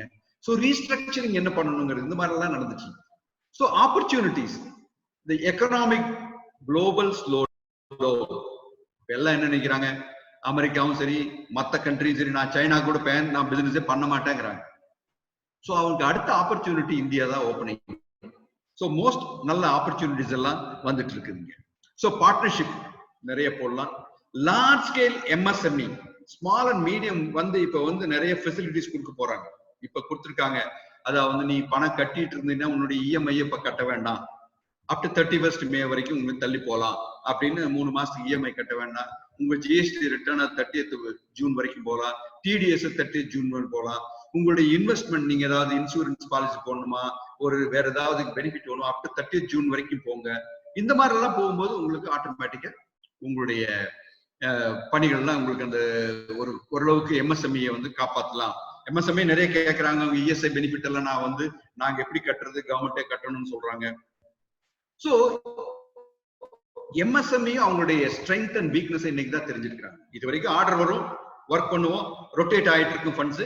ஆனா இன்னைக்குதான் அவங்களுக்கு தெரிஞ்சிருக்கு நம்ம கிட்ட என்ன ஸ்டாக் இருக்கு, அந்த ஸ்டாக்கு தகுந்த மாதிரி பேங்க்ல என்ன லோன் வாங்கி இருக்கிறோம், அந்த லோனுக்கான இன்ட்ரெஸ்ட் என்ன ஆகுது, இந்த இன்ட்ரெஸ்ட் நான் கட்டலன்னா எவ்வளவு அக்குமுலேட் ஆகுது, டேர்ம் லோன் வாங்கி இவ்வளவு நாள் கட்டாம இருந்தா என்ன ஆயிருக்குது எனக்குங்கிறதெல்லாம் ஒரு ரீஸ்ட்ரக்சரா அவங்க ஒரு நல்ல ஒரு எம்எஸ்எம்இ நடத்திட்டு இருக்கவங்க எல்லாருமே அவங்களுடைய மைண்ட் அப்ளை பண்ணி ஒரு டாக்ஸ் கம்ப்ளைன்ஸ் என்ன பண்றது, ஒரு லேபர்களுக்கெல்லாம் என்ன கொடுக்கணும், எப்படி நம்ம இந்த கம்பெனியை வந்து பொருளாதார வீழ்ச்சியிலிருந்து காப்பாத்துறதுங்கிறதுக்கு திங்க் பண்ணிருக்காங்க. எப்படி நம்மளுடைய எக்ஸ்பெண்டிச்சர் ரிடியூஸ் பண்றது அப்படின்னு. சோ நீங்க பாத்தீங்கன்னா த்ரெட்ஸ் நம்மளுக்கு இந்த இந்தியால இன்னைக்கு என்ன த்ரெட் இருக்குன்னு சொன்னா ரீஜனல் ஜியோ பாலிடிக்ஸ் சொல்றாங்க. பொலிட்டிக்கல் டென்ஷன் எங்க பார்த்தாலும், இந்த ஸ்டேட் தமிழ்நாட்டுல ஒரு political tension, West Bengal tension, Maharashtra tension, ஒரு காமன் டென்ஷன் இல்லாம ஒரு நடக்கக்கூடிய நிலைமையில நம்ம ஒரு கண்ட்ரி இல்ல. சோ டிஃபரெண்ட் ஸ்டேட்ல different set of people are all working. அதனால ஒரு பொலிட்டிக்கல் டென்ஷன் இருக்கனால ஒரு growth நமக்கு வந்து அஃபெக்ட் ஆயிட்டு. அஃப்கோர்ஸ் இந்த COVID-19 டெஃபினட்டா அஃபெக்ட் பண்ணிருக்குது. அடுத்தது டேட்டா செக்யூரிட்டி. நீங்க நான் சொன்ன வந்து ABCD சொன்ன ஆர்டிபிஷியல் இன்டெலிஜென்ஸ், நம்ம இந்தியன்ஸ் எல்லாம் ரொம்ப ஒர்க் பண்றாங்க ஆர்டிபிஷியல் இன்டெலிஜென்ஸ். நீங்க பாத்தீங்கன்னா கூகுள்னுடைய CEO அவர் பிச்சை சுந்தர் பிச்சை வந்து நம்ம இந்தியன் லிஸ்ட் பாத்தீங்கன்னா இந்தியா டாப் கம்பெனில எல்லாரும் இந்தியன்ஸ் தான் அதை ஆக்குபை பண்ணிட்டு இருக்காங்க. ஸோ டு தட் எக்ஸ்டென்ட் இந்த ஆர்டிபிஷியல் இன்டெலிஜென்ஸ் டேட்டா செக்யூரிட்டி, நம்முடைய டேட்டாவை எப்படி செக்யூரா வைக்கிறதுங்கிறதுல ரொம்ப ஒரு பிரச்சனை அதிகமாயிட்டு இருக்கு. அது ஒரு முக்கியமானது, ஒரு growth இல்லாம போறதுக்காக. இதுல நீங்க பாத்தீங்கன்னா வெளிநாட்டுல இருந்து வர்றவங்க நம்மள எவாலுவேட் பண்றான். IMF வந்து நீங்க வந்து உங்களுடைய growth 1.9% தான் வரும். மோடிஸ் யார் சொல்றான் 0.2% தான் வரும். நியூ டெவலப்மெண்ட் செக்டார்ஸ் எல்லாம் ரொம்ப வர்றது இல்ல. இந்த மாதிரி ஒரு நெகட்டிவ் தாட்ஸ் வரும்போது நம்மளால ஒர்க் பண்ண முடியும். அதான் அவர் சொன்னார், ஒரு பெரிய ஒரு ஜப்பான்ல ஒரு வார் நடந்துட்டு இருக்கிற போது அதனுடைய மேஜர் ரொம்ப டிப்ரெஸா இருந்தாரு. என்னடா நம்ம இந்த வார் ஜெயிக்க மாட்டோம் போல் இருக்கு, அவனுடைய ஆர்மி எல்லா சோல்ஜரும் ரொம்ப பயந்துக்கிறாங்க, வார்ல தோத்துருவோம், நாம போக வேண்டாம், என்ன பண்றதுன்னு தெரியுது. அவர் சொன்னார் நமக்கு எப்படி இருந்தாலும் அந்த வாரை ஜெயிச்சாதான் முடியும் சொல்லிட்டு வந்துட்டு எல்லா சோல்ஜரையும் கூப்பிட்டு சொன்னார், நான் வந்து இந்த வாரை பத்தி ரொம்ப திங்க் பண்ணி ஒரு முடிவு பண்ணிருக்கேன், நீங்க எல்லாரும் வாங்க அசம்பிள் பண்ணுங்கன்னு அசம்பிள் பண்ண சொன்னார். இந்த வார் டிசைட் பண்ணக்கூடியது ஒரே வழி, நமக்கு கொஞ்சம் கஷ்டம் இருக்கு, நீங்க எல்லாம் நினைக்கிறீங்க தோத்துருவோம் அப்படின்ட்டு, நான் இந்த நாணயத்தை எடுத்து சுண்டி விட போறேன், இந்த நாணயத்தினுடைய தலை விழுந்தால் போராடுவோம், நாணயத்தினுடைய பூ விழுந்துருச்சுன்னா நேரா போய் சரண்டர் ஆயிடலாம் அப்படின்னு சொன்னா ஒரு 10 நிமிஷம் எல்லாம் அமைதி ஆயிட்டாங்க. உடனே அந்த மேஜர் சொல்றாரு, நான் இந்த நாணயத்தை சுண்ட போறேன், என்ன முடிவு வருதோ நாம எல்லாரும் ஏத்துக்கலான்ட்டு நாணயத்தை சுண்டி விட்டாரு. தலை விழுந்தது. எல்லாரும் முகத்திலும் மகிழ்ச்சி, ஒரு மனசுல இருந்து எந்த இதுவும் இல்லாம போராடினாங்க, வெற்றி பெற்றுட்டாங்க அந்த போர்ல. அந்த வெற்றி பெற்ற அந்த சாயங்கால நேரத்துல அந்த மேஜருடைய டெப்டி மேஜர் வந்து சொன்னாரு, நீங்க நல்ல முடிவெடுத்தீங்க, இந்த நாணயம் தலை விழுந்ததுனால நம்ம தப்பிச்சோம், நம்ம நல்ல இந்த போரை வின் பண்ணிட்டோம். இப்ப மேஜர் ரொம்ப சிரிச்சுட்டு அந்த பைக்குள்ளதான் அந்த நாணயத்தை இருக்கு, எடுத்துட்டு வா அப்படின்னு சொன்னாரு. அந்த நாணயத்தை எடுத்து பார்த்தா 2 பக்கம் தலை இருக்கு. அது என்ன சொல்லுதுன்னா, ஒரு பாசிட்டிவ் அப்ரோச்சோட நீங்க எதை போனாலும் ஒரு சக்சஸ் கொண்டு வரலாம் அப்படின்னு சொல்லிட்டு, நீங்க ஒரு பாசிட்டிவ் அப்ரோச். நீங்க பாத்தீங்கன்னா விவசாயத்திலேயே நிறைய நாம வந்து வருத்தப்பட்டுட்டு இருந்தோம், நம்ம விவசாயம் என்ன சரியில்லை, விவசாயிகளுக்கு கொடுக்கணும், விவசாயத்துல ரொம்ப கஷ்டப்படுறாங்கன்னு. ஆனா ஒவ்வொருத்தரையும் நான் அந்த விவசாயிகள் சொல்லும் போது சொல்லுவேன், நான் நம்ம வந்து ஒரு வீரமா நிக்கணும் விவசாயின்னு சொன்னா. உழுதுண்டு வாழ்வாரே வாழ்வார், மற்றெல்லாம் தொழுதுண்டு பின் செல்வார் அப்படின்னு திருவள்ளுவர் சொன்னார் இல்லையா? அது எவ்வளவு உண்மைங்கிறது இப்பதான் நாம் செய்யறோம். விவசாயி மட்டும் வேலை செய்யவில்லை என்றால் இந்த 50 நாளைக்கு யாருக்கும் ஒண்ணுமே கிடையாது. அரசன் முதல் ஆண்டி வரை பட்டினியா தான் கிடந்திருக்கணும். அதனால உழுதுண்டு வாழ்வாரே வாழ்வார், மற்றெல்லாம் தொழுதுண்டு பின் செல்வார். அந்த மாதிரி ஒரு விவசாயத்தையும் இப்போ வந்து நம்ம நாட்டினுடைய முன்னேற்றத்திற்காக செய்தால்தான், மாற்றங்கள் செய்தால்தான் இந்த வாழ்வாதாரம் நமக்கு வெற்றியை கொடுக்கும் என்பதில் எந்த விதமான தயக்கமும் இல்லை. மேலும் நீங்க பார்த்துட்டீங்கன்னா, இந்த வெளிநாடுகளிலிருந்து நம்ம கூடிய ஒரு அந்த மாதிரி மோடிஸ், IMF இவங்கெல்லாம் நம்மளை அப்பப்ப இந்த ஃபிஞ்ச் அந்த மாதிரிலாம் நம்மளை எவாலுவேட் பண்ணிட்டே இருக்காங்க. எவாலுவேட் பண்ணி ஒவ்வொரு தடவையும் கொடுக்கும்போது நம்ம நாட்டுல ஒரு முயற்சியை நாம மேற்கொண்டோம்னா கண்டிப்பா நமக்கு வெற்றி கிடைக்கும். இந்தியாவில் ஒரு ட்ரேட் டிஃபிஷியன்ட் சொல்லுவாங்க, அது எப்படி இருக்குன்னு பார்க்கணும். நீங்க வெளிநாட்டிலிருந்து நாம இம்போர்ட் பண்றோம், வெளிநாட்டுக்கு எக்ஸ்போர்ட் பண்றோம். இன்னைக்கு நீங்க பாத்தீங்கன்னா இந்த COVID-19னால திருப்பூர் மாவட்டத்திலையும் சரி, கரூர் மாவட்டத்திலையும் சரி, ஏராளமான எக்ஸ்போர்ட் நின்று கிடக்குது. ஏராளமா எக்ஸ்போர்ட் பண்ண இடங்கள்லாம் அதையெல்லாம் இறக்கி வைக்க முடியாம நிலையில் இருக்காங்க. அவங்களுக்கெல்லாம் என்ன வாழ்வாதாரம் அப்படிங்கிறத திங்க் பண்ணணும். இப்ப அரசு பல சலுகைகளை அளித்திருக்கிறார்கள். எக்ஸ்போர்ட் பண்றவங்களுக்கு சில சலுகைகள் எல்லாம் கொடுத்துட்டு இருக்காங்க. இந்த எக்ஸ்போர்ட் அண்ட் இம்போர்ட், இந்த ட்ரேட் டெபிசிட் எப்படி இந்தியாவில் இருக்குன்னு பாத்தீங்கன்னா, நமக்கு எக்ஸ்போர்ட் 265 பில்லியன் நம்ம எக்ஸ்போர்ட் பண்றோம். இம்போர்ட் 398 பில்லியன் இம்போர்ட் பண்றோம்.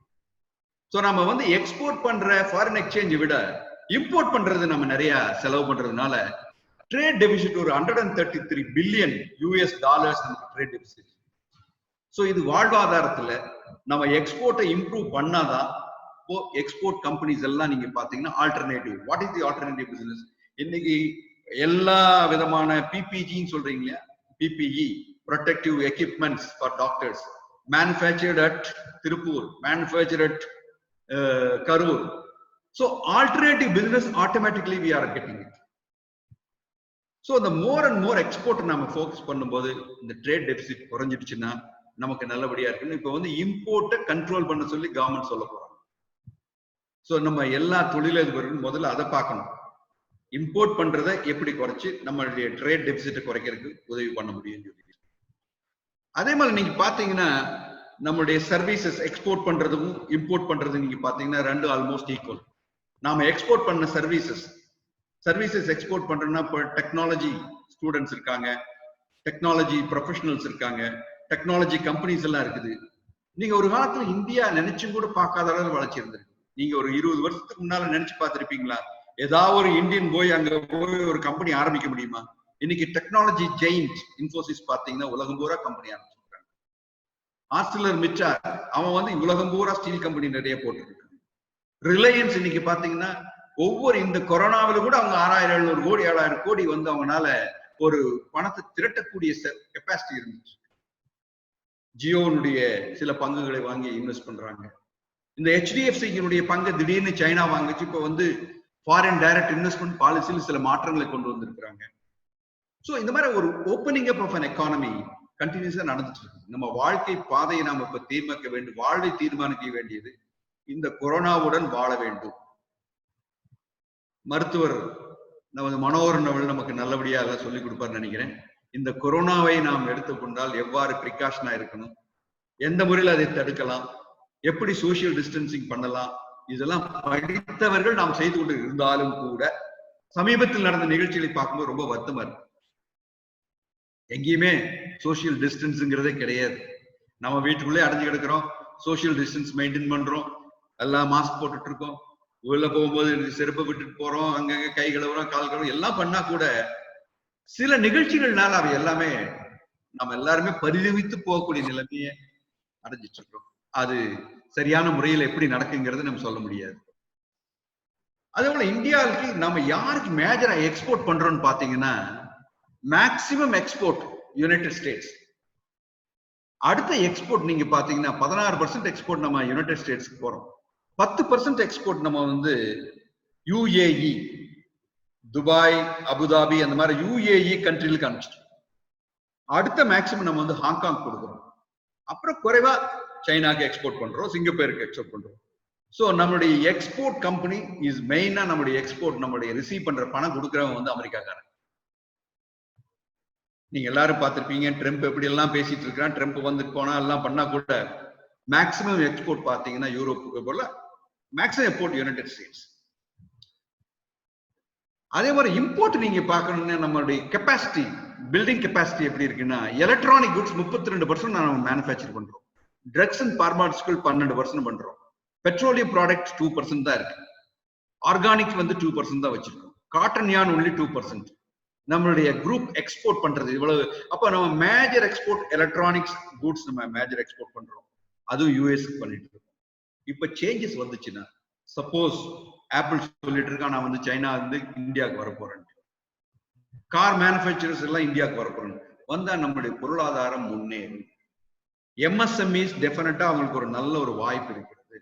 இந்த நேரத்துல MSME தங்களுடைய செலவுகளை எல்லாம் கட்டுப்படுத்தி செய்யணுங்கிறதா என்னுடைய ஒரு business strategy they have to develop. 5 point அவங்க மனசுக்குள்ள வச்சுக்கணும். Business strategy, financial strategy, labour strategy, manufacturing strategy.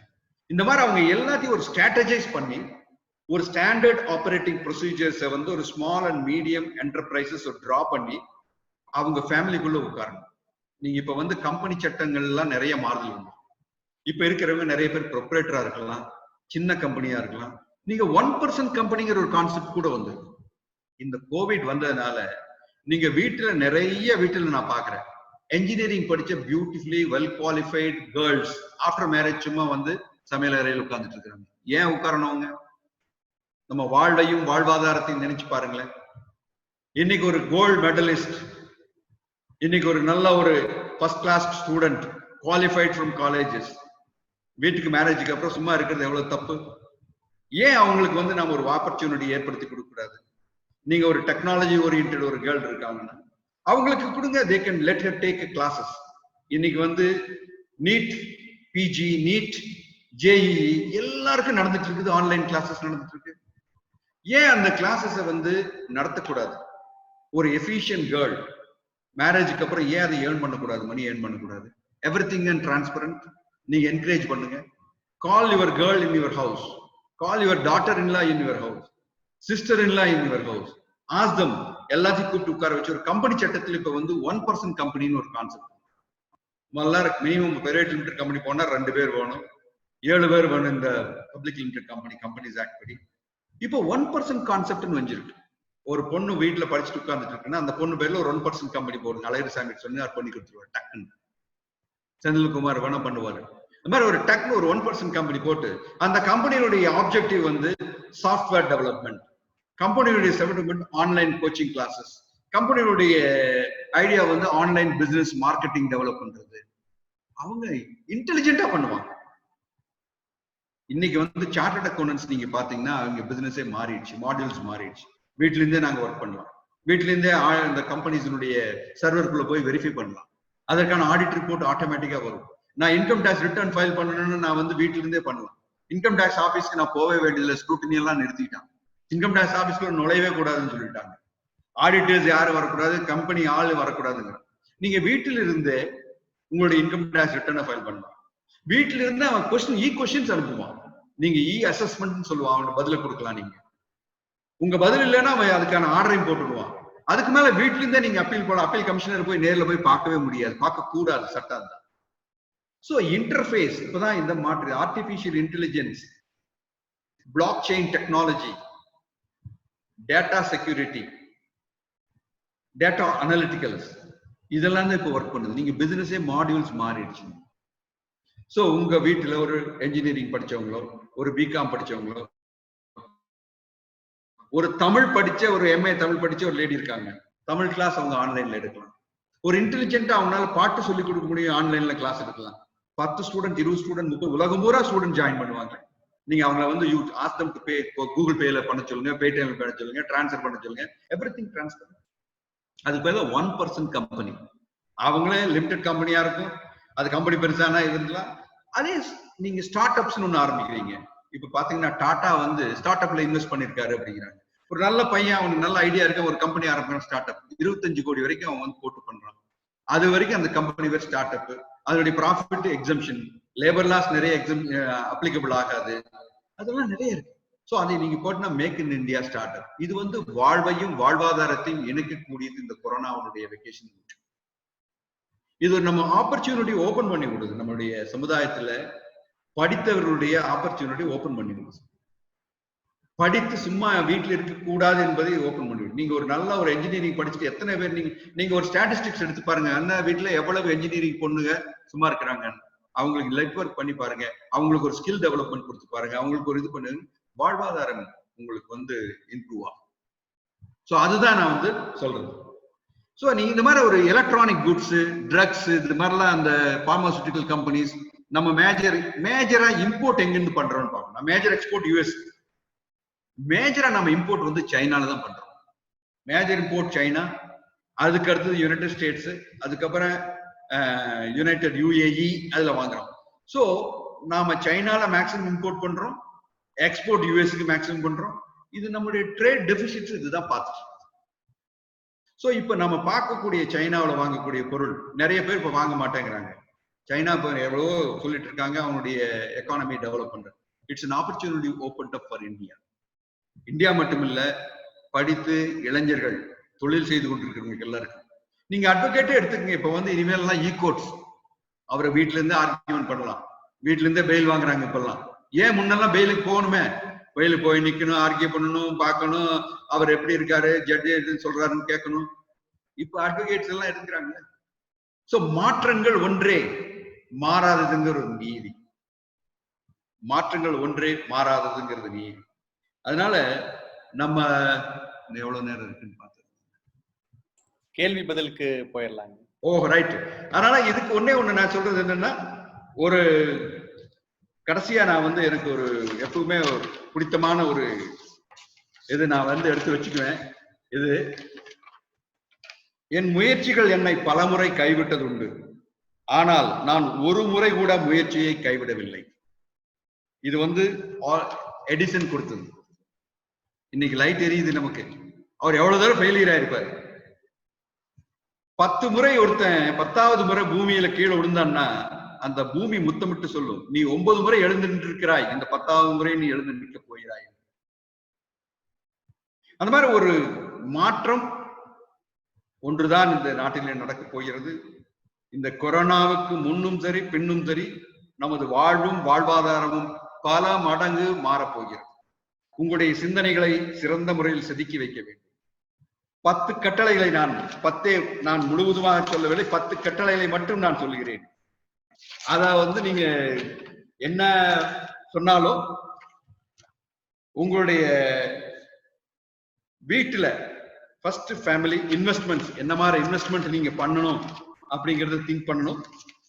அதை வந்து இப்போ ஒரு சிந்தனை பண்ணக்கூடிய ஒரு நேரம்.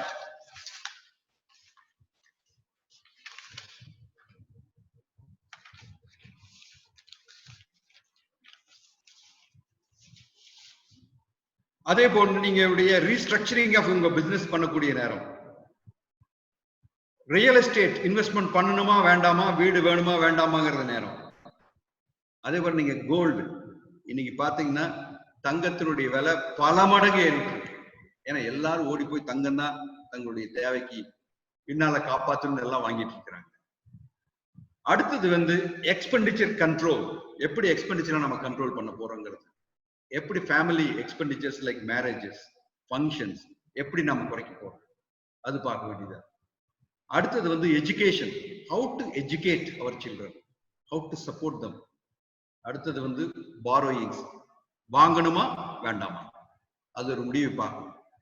ஸோ இந்த மாதிரி சில முயற்சிகள் எல்லாம் நாம் எடுத்துட்டோம்னா ஒரு கமாண்ட்மெண்ட்ஸ், 10 கமாண்ட்மெண்ட்ஸ் நீங்களே எழுதிக்கலாம். என்னெல்லாம் இந்த வருஷம் இந்த கோவிட் இந்த நிகழ்ச்சி முடிந்த பின்னு நான் ஒரு 10 ஸ்டாண்டர்ட் ஆபரேட்டிங் ப்ரொசீஜர்ஸ் நான் எழுதி வச்சிருக்கிறேன்.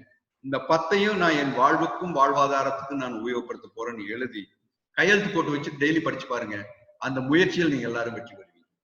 இந்த வாய்ப்பை எனக்கு கொடுத்த KPN-க்கும் எனது அருமை நண்பர்கள் sir advocate Rajasekar, Alagirisamy, doctor Manoharan, Senthil, Thiru Palaniappan மற்றும் அனைவருக்கும் எனது மனமார்ந்த நன்றியை தெரிவித்துக் கொண்டு நாம் கேள்வி பதிலுக்கு செல்லலாம். மிக அருமையான ஒரு உரை. நம் கொங்கு சொந்தங்கள் அனைவருக்கும் முத்தாய்ப்பான ஒரு நோட்டையும் சொல்லியிருக்காரு இன்றைய சிறப்பு பேச்சாளர். அதை எழுதி வச்சிருக்கேங்க. ஒவ்வொரு தடவையும் முயற்சி என்னை கைவிட்டது, ஆனால் ஒரு தடவையும் நான் முயற்சியை கைவிட்டதில்லை. நிறைய அன்பர்கள் பல கேள்விகள் கேட்டிருக்கீங்க. அந்த பல கேள்விகளுக்கும் இது ஒரு பதிலா இருக்கும்னு நினைக்கிறேன். நம்ம கேள்வி பதிலுக்கு போயிடலாங்க. இன்றைக்கு அடுத்த 10 வருடத்தில் எந்தெந்த தொழில்கள் நன்றாக இருக்கும் அப்படின்னு உங்களுடைய கணிப்பு என்ன அப்படின்னு கேட்டிருக்காங்க. அடுத்த 10 வருடத்துக்கு நீங்க பாத்தீங்கன்னா டெக்னாலஜி ஓரியன்டட். நீங்க டெக்னாலஜி இல்லாத எந்த தொழிலும் வெற்றி பெறாது. நீங்க ஒரு மருத்துவராக இருந்தாலும் டெக்னாலஜி ஓரியன்டாக இருக்க வேண்டும். நீங்கள் ஒரு வக்கீல் தொழில் செய்வரால் technology oriented, auditor technology oriented. நீங்கள் ஒரு மேனுஃபேக்சரிங் செய்தவராக இருந்தாலும் உங்களுடைய மெஷினரிகள், உங்களுடைய எக்யூப்மெண்ட்ஸ், பிளான்ட், மெஷினரி எல்லாமே ஒரு லேட்டஸ்ட் டெக்னாலஜி ஓரியன்டட் ப்ரிசிஷன் டைப்பா இருக்கிறதா தான் ஓடும், இல்லைன்னா கண்டிப்பா ஓடாது. அதே சமயத்துல மார்க்கெட்டிங் கெப்பாசிட்டி இருக்கக்கூடியவங்க நல்ல தொழில் பண்ணுவாங்க. அருமையான ஒரு பதில் சொல்லியிருக்காருங்க. அவரு நம்ம சிறப்பு பேச்சாளர் சொன்னது முற்றிலும் உண்மை. எங்களுடைய வழக்கறிஞர் தொழிலிலே கணிப்பு பொறி எப்படி யூஸ் பண்றதுன்னு தெரியாத பல வழக்கறிஞர்கள் வந்து பெயில் போட முடியாம எங்களுடைய உதவியை நாடுறாங்க. அது முற்றிலும் உண்மை. அடுத்த கேள்வி வந்துங்க, இன்றைய சூழ்நிலையில பல வங்கிகள் திவாலாகி கொண்டிருக்கின்றன. சில வங்கிகளுடைய பெயரை சொல்லி இருக்கிறார்கள், அதை நான் இங்க தெரிவிக்க விரும்பலீங்க. அந்த மாதிரி பல வங்கிகளும் அந்த லிஸ்ட்ல இருக்கு அப்படின்னு சொல்றதுனால நம்ம அந்த மாதிரி தனியார் வங்கிகளிலேயோ நம்ம முதலீடு பண்ணி நம்மளுடைய பணம் பத்திரமாக இருக்குமா அப்படின்னு ஒரு கேள்வி கேட்டிருக்காங்க. இல்ல, வங்கிகள் எல்லா வங்கிகளும் சில பிரச்சனைகள் இருந்து கொண்டிருக்கின்றன. அனைத்து வங்கிகளும் தற்போது அரசாங்கத்தினுடைய கேரண்டியில் இருக்கிறதுனால எந்த ஒரு வங்கியும் கீழே போவதற்கு இந்த அரசாங்கம் விடாது. இந்த அரசாங்கம் இல்ல, எந்த அரசாங்கம். பொருளாதாரத்தினுடைய முன்னேற்றத்தை காப்பாற்ற வேண்டும் என்றால் வங்கிகளை காப்பாற்ற வேண்டிய, அதற்காகத்தான் வங்கிகள் இணைப்பு செய்திருக்கிறார்கள். அனைத்து வங்கிகளும் என்ற ஸ்க்ரூட்டினில வச்சு இப்ப ரிசர்வ் பேங்க் நல்லா ஒர்க் பண்ணிட்டு இருக்காங்க. எந்த வங்கியும் கீழே போக கூட மாட்டாங்க. நீங்க எஸ் பேங்க் எடுத்தீங்கன்னா கூட அந்த எஸ் பேங்க் அப்படிங்கிற அந்த பேங்க் ஒரு பெரிய பிரச்சனையில மாட்டி எல்லாம் வந்துச்சு. இப்ப அந்த எஸ் பேங்க் இதை வந்து இன்னும் அவங்க அந்த கஸ்டமர்ஸ் எல்லாருக்கும் தேவையானதெல்லாம் கொடுத்துட்டு இருக்காங்க, பண்ணிட்டு இருக்காங்க. அதனால அது எந்த கவலைப்பட வேண்டியதே கிடையாது. ஓகேங்க. அடுத்த ஒரு கேள்வி என்ன கேட்டிருக்காங்கன்னா, அடுத்த 3 மாதத்தில் மேக்ரோ அண்ட் மைக்ரோ எக்கானமி தொழில்துறை சார்ந்தது இண்டஸ்ட்ரியல் ஃப்ரண்ட் எம்ப்ளாய்மெண்ட் ஆப்பர்ச்சுனிட்டி எப்படி இருக்கும்னு கேட்டிருக்காங்க. அடுத்த 3 மாசத்துக்கு நீங்க வந்து நல்லா யோசனை பண்ணணும். எந்த கம்பெனியும் புதுசா யாரையும் எம்ப்ளாய்மெண்ட்டுக்கு எடுக்கவே மாட்டாங்க. So employment is going to be a toughest position for you. So என்ன பண்ணலாம்னு திங்க் பண்ணணும். நீங்க படித்தவர்கள் இப்ப start up and make in India அந்த நீங்க ஸ்டார்ட் அப் வெப்சைட்டுக்கு போய் பாத்தீங்கன்னா என்ன பண்ணலாம்னு தோணும். அப்ப சிந்திக்கும் திறன் அதிகரிக்கும். ஒரு என்ஜினியரிங் படிச்சுட்டு நான் போய் ஒரு வேலைக்கு சேர்ந்துட்டு ஏதோ பண்ணலாம்னு நினைக்கிறேன் கூட சிந்திக்கும் திறன் அதிகரிக்கும். நீங்க ஒரு சாஃப்ட்வேர் படிச்சுட்டு ஒரு பையன் உட்கார்ந்துட்டாங்க, ஏதாவது ஒரு பிசினஸ் பண்ணலாம்னு ஒரு ஐடியா வரும். So innovate or evaporate. சிந்தனையை நீங்க இனோவேட் பண்ணீங்க, இல்லைன்னா எவாபரேட் ஆயிடுவீங்க. It's going to be a toughest job for next 3 months. Efficiency is going to play. Survival of the fittest. நன்றிங்க. அடுத்து இன்ஃப்ராஸ்ட்ரக்சர் இண்டஸ்ட்ரி எப்படி இருக்கும்? கவர்மெண்ட் வந்து இன்ஃப்ராஸ்ட்ரக்சர் இண்டஸ்ட்ரிக்கு நிறைய பணங்கள் கொடுத்து உதவுறாங்க. பட் இந்த கரெக்ஷன் ஆஃப் ரியல் எஸ்டேட் வந்து இது வரைக்கும் அந்த பிரைஸ் எதுவும் கரெக்ஷன் ஆகல. ஏதாவது ஆகுமா அப்படின்னு கேட்டிருக்காங்க. நீங்க இன்னைக்கு பாத்தீங்கன்னா ரியல் எஸ்டேட்ல வந்து ஒரு அப்நார்மல் ரேட் போயிட்டு இருந்தது. இந்த நீங்க 3 மாசம் 4 மாசத்துக்குள்ள போனீங்கன்னா நீங்க பிளாட்ஸே பர்ச்சேஸ் பண்ண போனீங்கன்னா எல்லாம் 7,000 8,000 ஸ்கொயர் ஃபீட் 6,000 4,000 அந்த மாதிரி இருந்தனாலதான் பிளாட்டுக்கு எதுவுமே விற்க முடியாம வச்சுட்டு இருந்தாங்க எல்லாருமே. இன்னைக்கு அவங்க வித்தாக வேண்டிய நிலைமை. அவங்களுக்கு காஸ்ட் தெரியும் என்ன விலைக்கு நாங்க செஞ்சோம் அப்படின்னு சொல்லி. இதை வித்தாதான் அவங்களால முடியுங்கிற போது ஆட்டோமேட்டிக்கா கரெக்ஷன்ஸ் வில் ஸ்டார்ட். இந்த இன்ஃப்ராஸ்ட்ரக்சர் நீங்க பாத்தீங்கன்னா ஒரு இன்பிட்வீன் போன வருஷம் ஒரு இன்ஃப்ராஸ்ட்ரக்சர் வந்து இந்த ரியல் எஸ்டேட்டுக்கு ஒரு பூஸ்ட் கொடுத்திருந்தாங்க கவர்மெண்ட். அதுல கொஞ்சம் பேர் நல்லா பெனிஃபிட் ஆச்சு. இப்ப இந்த COVID-19 கண்டிப்பா ஒரு ரியல் எஸ்டேட்டை வந்து இன்ஃப்ராஸ்ட்ரக்சர் ரோடு செக்டார் வந்து ரொம்ப நல்லா போக போகுது. அதே போல இந்த ஃபெசிலிட்டிஸ் லைக் ஹவுசிங் செக்டாருக்கு வந்து நீங்க நல்ல வீடுகள் வாங்கக்கூடிய சான்ஸ் அதிகமாக, ஏன்னா இன்ட்ரெஸ்ட் ரேட் எல்லாம் குறைவா போகுது. இப்ப மக்களுக்கு வந்து வாங்கணுமா வேண்டாமான்னு முடிவு சொல்றதுனால கொஞ்சம் இன்னும் ரேட் எல்லாம் கரெக்ஷன்ஸ் வரும். ஓகேங்க. ஏற்கனவே இந்தியன் என்ஜினியரிங் எஜுகேஷன் வந்து ரொம்ப மோசமான நிலையில் இருக்கு. இனி ஃபியூச்சர்ல என்ஜினியரிங் படிக்கிறவங்களுக்கு எப்படி வேலை வாய்ப்பு இருக்கும் அப்படின்னு ஒருத்தர் கேட்டிருக்காரு. இப்ப என்ஜினியரிங் வந்து ரொம்ப ஒரு காம்ப்ளிகேட்டட் சப்ஜெக்ட் ஆயிப்போச்சு. அதாவது ஒரு பிராண்ட் வேல்யூ இருக்கிற ஒரு காலேஜ்ல படிச்ச என்ஜினியர் அவருக்கும் பிராண்ட் வேல்யூ இல்லாத காலேஜுக்கும் வித்தியாசம் ஆயிப்போச்சு. இப்ப என்ஜினியரிங் கரிக்குலத்துல வித்தியாசம் கிடையாது. Same curriculum, same subject, same type of an examination, same தான் எழுத போறாங்க. ஆனா இந்த பிராண்ட் வேல்யூல படிக்கும்போது அந்த பிராண்ட் வேல்யூ அவங்களுக்கு குத்தி கொடுத்துறாங்க. அவர் எவ்வளவு எஃபிஷியன்ஸா இல்லையாங்கிறது தெரியாது. ஆனா வெரி எஃபிஷியன்ட் ஒரு ஸ்டூடெண்ட் ஒரு ரூரல் என்ஜினியரிங் காலேஜ்ல படிச்சா கூட அவனால முடியாது. காரணம் அவனுடைய communication skill is very poor, அவனுடைய articulation skill is very poor, understanding of the skill is very poor. நீங்க சிட்டியில இருக்கிறவனுக்கு understanding, articulation, everything is good. அதனால இந்த என்ஜினியரிங் படிச்சாதான் கண்டிப்பா ஃபியூச்சர் இருக்கும். ஆனா என்ஜினியரிங் முடிச்ச உடனே அவன் வந்து ஒரு ஸ்கில் டெவலப் பண்ணணும். ஒரு ஸ்கில் டெவலப்மெண்ட் இந்தியா ப்ரோக்ராம்ஸ் நிறைய இருக்கு. ஏதாவது ஒரு ஸ்கில்லுக்கு ஜாயின் பண்ணணும். ஜாயின் பண்ணி ஒரு 1 year 1.5 years அவன் ஸ்கில்ல டெவலப் பண்ணா நல்லாவே இருக்கும். என்ஜினியரிங் வந்து நல்ல காலேஜ்ல படிச்சாலும் சரி, ஒரு ஆர்டினரி காலேஜ் படிச்சா கூட ஸ்கில் டெவலப் பண்ணணும் எல்லாருமே. இப்ப ஸ்கில்லிங் இஸ் வெரி இம்பார்ட்டன்ட். நீங்க என்ன குவாலிஃபிகேஷன், ஸ்கில்லிங் இல்லைன்னா எதுவுமே பண்ணாது. அதனால என்ன பொறுத்தளவு என்ஜினியரிங்க்கு அந்த வாய்ப்புகள் இருந்துட்டே தான் இருக்கும். ஸ்பெஷலி இப்ப இருக்கிற பிரசன்ட் ஸ்டேட்டஸ் சேஞ்ச் ஆயிருக்கனால technology oriented engineers, artificial intelligence எல்லாம் இப்ப நிறைய வர ஆரம்பிச்சிடும். அந்த மாதிரி ஒரு ஸ்பெஷலைஸ்டு சப்ஜெக்ட் இருக்கிறவங்களுக்கு நல்ல ஆப்பர்ச்சுனிட்டி அதிகமா இருக்கு. விளக்கமான ஒரு பதில் எல்லாத்துக்கும் தெளிவாகிற மாதிரி கொடுத்திருக்கீங்க. அடுத்த ஒரு கேள்வி, ஒரே சீரான வரி என்பதற்காக ஜிஎஸ்டி வரி எனும் போது பெட்ரோலை ஜிஎஸ்டிக்குள் கொண்டு வராமல் கொரோனா காலத்திலும் வரி ஏற்றுவது முறையான செயலா அப்படின்னு கேட்டிருக்கேன். உங்களுடைய கருத்துக்கள்? அது இப்ப நீங்க பாத்தீங்கன்னா பெட்ரோலியம் ப்ராடக்ட்ஸ் அப்படிங்கறத முதல்ல இருந்தே அதை தனியா வச்சிட்டு இருக்காங்க. நீங்க இப்ப அதனுடைய க்ரூட் ஆயில் ரொம்ப குறைவான விலைக்கு போயிட்டு இருக்கு. இன்னைக்கு இந்திய பொருளாதாரத்துக்கு உதவி பண்றது அந்த க்ரூட் ஆயிலுக்கும் பெட்ரோலுக்கும் இந்த பிரைஸ் வித்தியாசம் தான். அதனால அது ஒரு டூல் வச்சுட்டு எக்கனாமிக் டெவலப்மெண்ட்டுக்கு அந்த டூலா வச்சுட்டு இருக்கிறதுனால இன்னும் அவங்க சேர்த்துலன்னு நினைக்கிறேன் நான். பட் கண்டிப்பா வந்துடும். அது ஒரு முறையில்லாங்கிறத விட அது ஒரு டூல் வேண்டியது இருக்கு. நீங்க பாத்தீங்கன்னா ஒரு தொழிலாளர்கள் இன்னைக்கு எல்லாம் வீட்டுல இருக்கிறவங்களுக்கு 1000 ரூபாய் கொடுக்குறாங்க, 5 அரிசி 5 லிட்டர் 5 கிலோ கொடுக்குறாங்க, பருப்பு கொடுக்குறாங்க, நெய் கொடுக்குறாங்க, எண்ணெய் கொடுக்குறாங்க. இந்த மாதிரி வெளியில இருக்கிற தொழிலாளர்கள் வெளி மாநிலத்தில் வந்த தொழிலாளர்கள் அனுப்பிச்சு விடுறாங்க. அந்த மாதிரி சில எக்ஸ்பெண்டிச்சருக்கு கண்டிப்பா அந்த பணத்தை யூஸ் பண்றதுனாலதான் அதை ஒரு டூலா வச்சுட்டு இருக்கிறாங்க. இது ஒரு காமதேனு. இந்த எக்கனாமிக் டெவலப்மெண்ட் எக்கனாமியை கொஞ்சம் காப்பாத்திட்டு இருக்கிற காமதேடுவை திருப்பி கொண்டு வர மாட்டாங்கன்னு நினைச்சிட்டு இருக்கேன். 2 காமதேனு, ஒண்ணு பெட்ரோலியம், அது அடுத்தது லிக்கர் ஷாப். சோ ஒண்ணு ஆல்வேஸ் ரொம்ப அஃபெக்ட் ஆயிட்டே இருக்கும். இதை நம்ம பண்ணா கூட அப்படியே நம்ம ஏத்துக்கிறோம். அருமைங்க. அடுத்து ஒரு ஸ்பெசிபிக்கான ஒரு கேள்வி கேட்டிருக்காருங்க. NRI living abroad doing intraday share market, do the NRI need to file the tax in India அப்படின்னு கேட்டிருக்காரு. NRI இப்ப ஆக்சுவலா சொல்ல போனா NRI அதர் தென் இன்ட்ரா ட்ரேட் பண்ணாங்கன்னா கண்டிப்பா வேண்டியது இல்லை. பட் இன்ட்ரா ட்ரேட் பண்ணாங்கன்னா அவங்களுக்கு இங்க பேங்க் அக்கௌண்ட் இருக்கும், எல்லாம் இருக்கும். கண்டிப்பா அவங்க பண்ணணும், ரிட்டர்ன் ஃபைல் பண்ணணும்.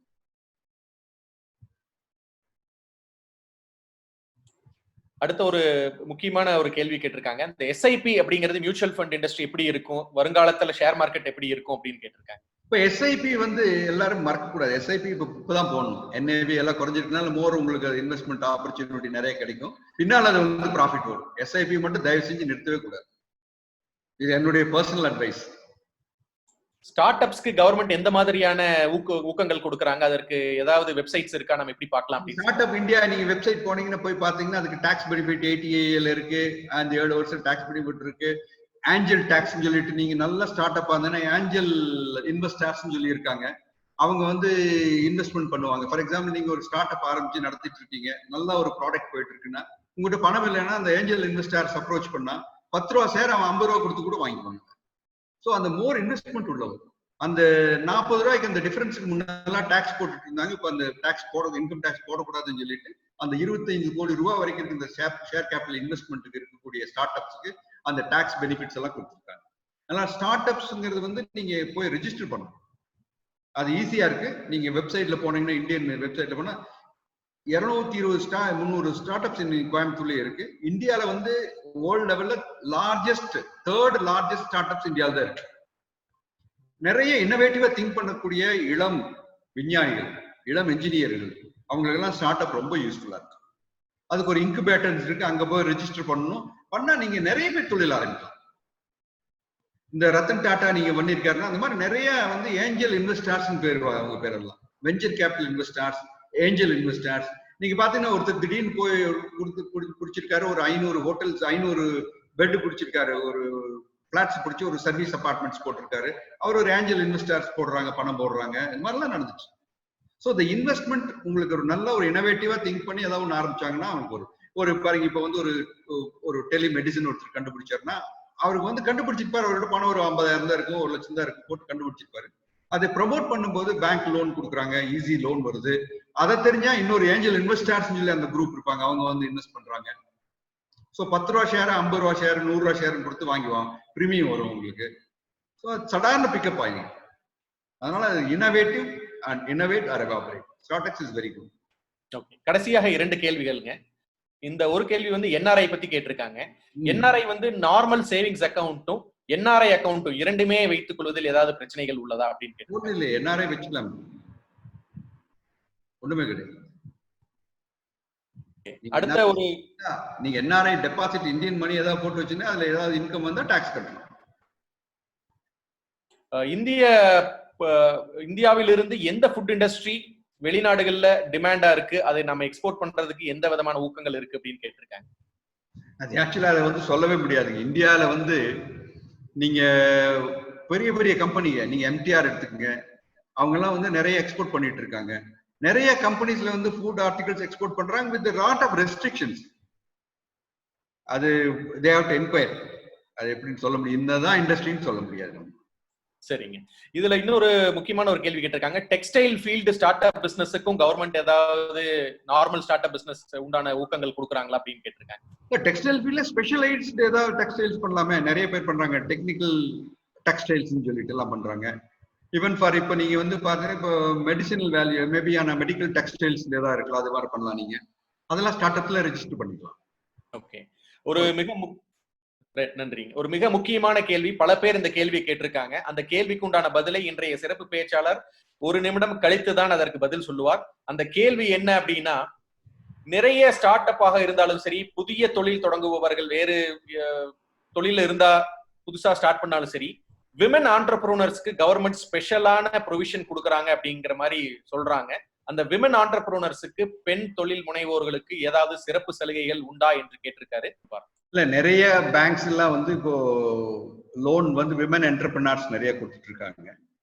அதுல இன்ட்ரெஸ்ட் கன்செஷன்ஸ் இருக்கு. அந்த முத்ரா லோன், இது மாதிரி நிறைய லோன்ஸ் எல்லாம் வந்து நீங்க உடனே வந்து விமன் போய் வாங்கிக்கலாம். அதனால எல்லா பேங்க்லயும் அந்த விமன் என்டர்பிரனர்ஸ்க்கு டெஃபினட்டா லோனுக்கு ஒரு கன்செஷன் ரேட்ல இருக்கு. மேபி அது வந்து செக்யூரிட்டி கூட அவங்க வந்து ரெடியூஸ்டு செக்யூரிட்டியில கொடுத்துட்டு இருக்காங்க. அடுத்து பார்த்தா விமன் என்டர்பிரினர்ஸ் நீங்க பாத்தீங்கன்னா நல்ல குவாலிஃபைடு விமன் என்டர்பிரினர்ஸ் எல்லாம் இந்த கம்பெனி சட்டங்கள் படி லிஸ்டட் கம்பெனிஸ் எல்லாமே ஒரு விமன் டைரக்டர் போட்டாகணும்னு ஒரு சட்டம் இருக்கு. இப்ப பார்த்தா விமன் டைரக்டரே எங்கேயுமே கிடைக்கிறது இல்லை. நல்ல விமன் டைரக்டர்ஸ் இருந்தாங்கன்னா மினிஸ்ட்ரி ஆஃப் கார்பரேட் அஃபேர்ஸ்ல இந்த அவங்க ஒரு எக்ஸாம் வச்சுட்டு இருக்காங்க. அதை படிச்சுட்டு பாஸ் பண்ணி வச்சுட்டாங்கன்னா ஆட்டோமேட்டிக்கா அந்த டேட்டா பேஸ்ல இருந்து விமன் என்டர்பிரினர்ஸ் வந்து அந்த கம்பெனிகள்ல கம்பல்சரி டைரக்டர்ஸ் தான் போடுறாங்க. டைரக்டர்ஸ் அவங்க வந்து நல்லா வெல் குவாலிஃபைடு ஆடிட் கமிட்டியில போடுறாங்க, எக்ஸிகூட்டிவ் கமிட்டிஸ்ல போடுறாங்க, maybe on certain remuneration committees. அவங்க சிட்டிங் ஃபீஸ் அபவ் 1,50,000 அந்த மாதிரி கொடுக்குறாங்க. நல்ல ஒரு விமன் என்டர்பிரினரா இருந்து நல்லா எஃபிஷியன்டா ஹெல்ப் பண்ணாங்கன்னா அந்த கம்பெனிக்கு there will be a greater opportunity for women entrepreneur. அது நீங்க பாத்தீங்கன்னா இந்த லிஸ்டட் கம்பெனிஸ்ல வந்துட்டு இருக்கு. மிகவும் அருமையான ஒரு சிறப்பு பேச்சு. அவர்கள் வாழ்நாளில் அவர்கள் சாதித்ததையும் அவர்களுடைய அனுபவத்தையும் நமது கொங்கு சொந்தங்கள் அனைவருக்கும் உலகில் இருந்து பல நாடுகளில் இருந்து நமது கொங்கு சொந்தங்கள் கேட்ட கேள்விகளுக்கு அருமையான ஒரு விளக்கங்களை கொடுத்த இன்றைய சிறப்பு பேச்சாளர் அவர்களுக்கு நன்றியுரை வழங்க நமது சார்ட்டர்ட் அக்கவுண்டன்ட் கேபிஎன் குழுமத்தை சேர்ந்த செல்வகுமார் அவர்களை. அதற்கு முன்னால ஒரு சின்ன விளக்கம் சொல்லுங்க. அதாவது நான் என்ன சொற்பொழிவுகள், என்ன நிகழ்ச்சிகள், என்ன படித்தாலும் கூட அனுபவம் என்பது ரொம்ப முக்கியமானது. நீங்க பாத்தீங்கன்னா ஒரு எக்கனாமிஸ்டும் ஒரு பொருளாதார மேதையும் ஒரு நிதி சம்பந்தமான மேதையும் 2 பேரும் ஒரு கான்ஃபரன்ஸ் இந்த மாதிரி முடிச்சுட்டு வெளியில போயிட்டு இருக்காங்க. அவங்க வந்து ஒரு வெளியில வந்து ஒரு ஆத்த கடந்து போகணும். அப்ப அந்த படகோட்டிக்கிட்ட போய் கேக்குறாங்க, நான் அந்த பக்கம் கொண்டு போய் விடுறியாப்பா அப்படின்னு சொல்லிட்டு. அப்ப அந்த படகோட்டி சொல்றாரு, சரி வாங்க நான் கொண்டு போய் விடுறேன்னு சொல்லிட்டு போற வழியில அந்த நிதி ஆலோசகர் கேட்கிறாரு, ஏப்பா உனக்கு இந்த அக்கௌண்டன்சி தெரியுமா, ஃபைனான்ஸ் தெரியுமா, இதை எப்படி பண்ணணும் தெரியுமா என்னன்னு. சாமி நமக்கு அதெல்லாம் எதுக்குங்க சாமி, அதெல்லாம் பத்தி கணக்கு வழக்கெல்லாம் ஒண்ணுமே தெரியாது சாமி. என்னப்பா உன்னோட வாழ்க்கையில் 25% வீணா பண்ணிட்டியாப்பா, இது கூட தெரியாம இருந்துட்டியா அப்படின்னு இருக்காரு.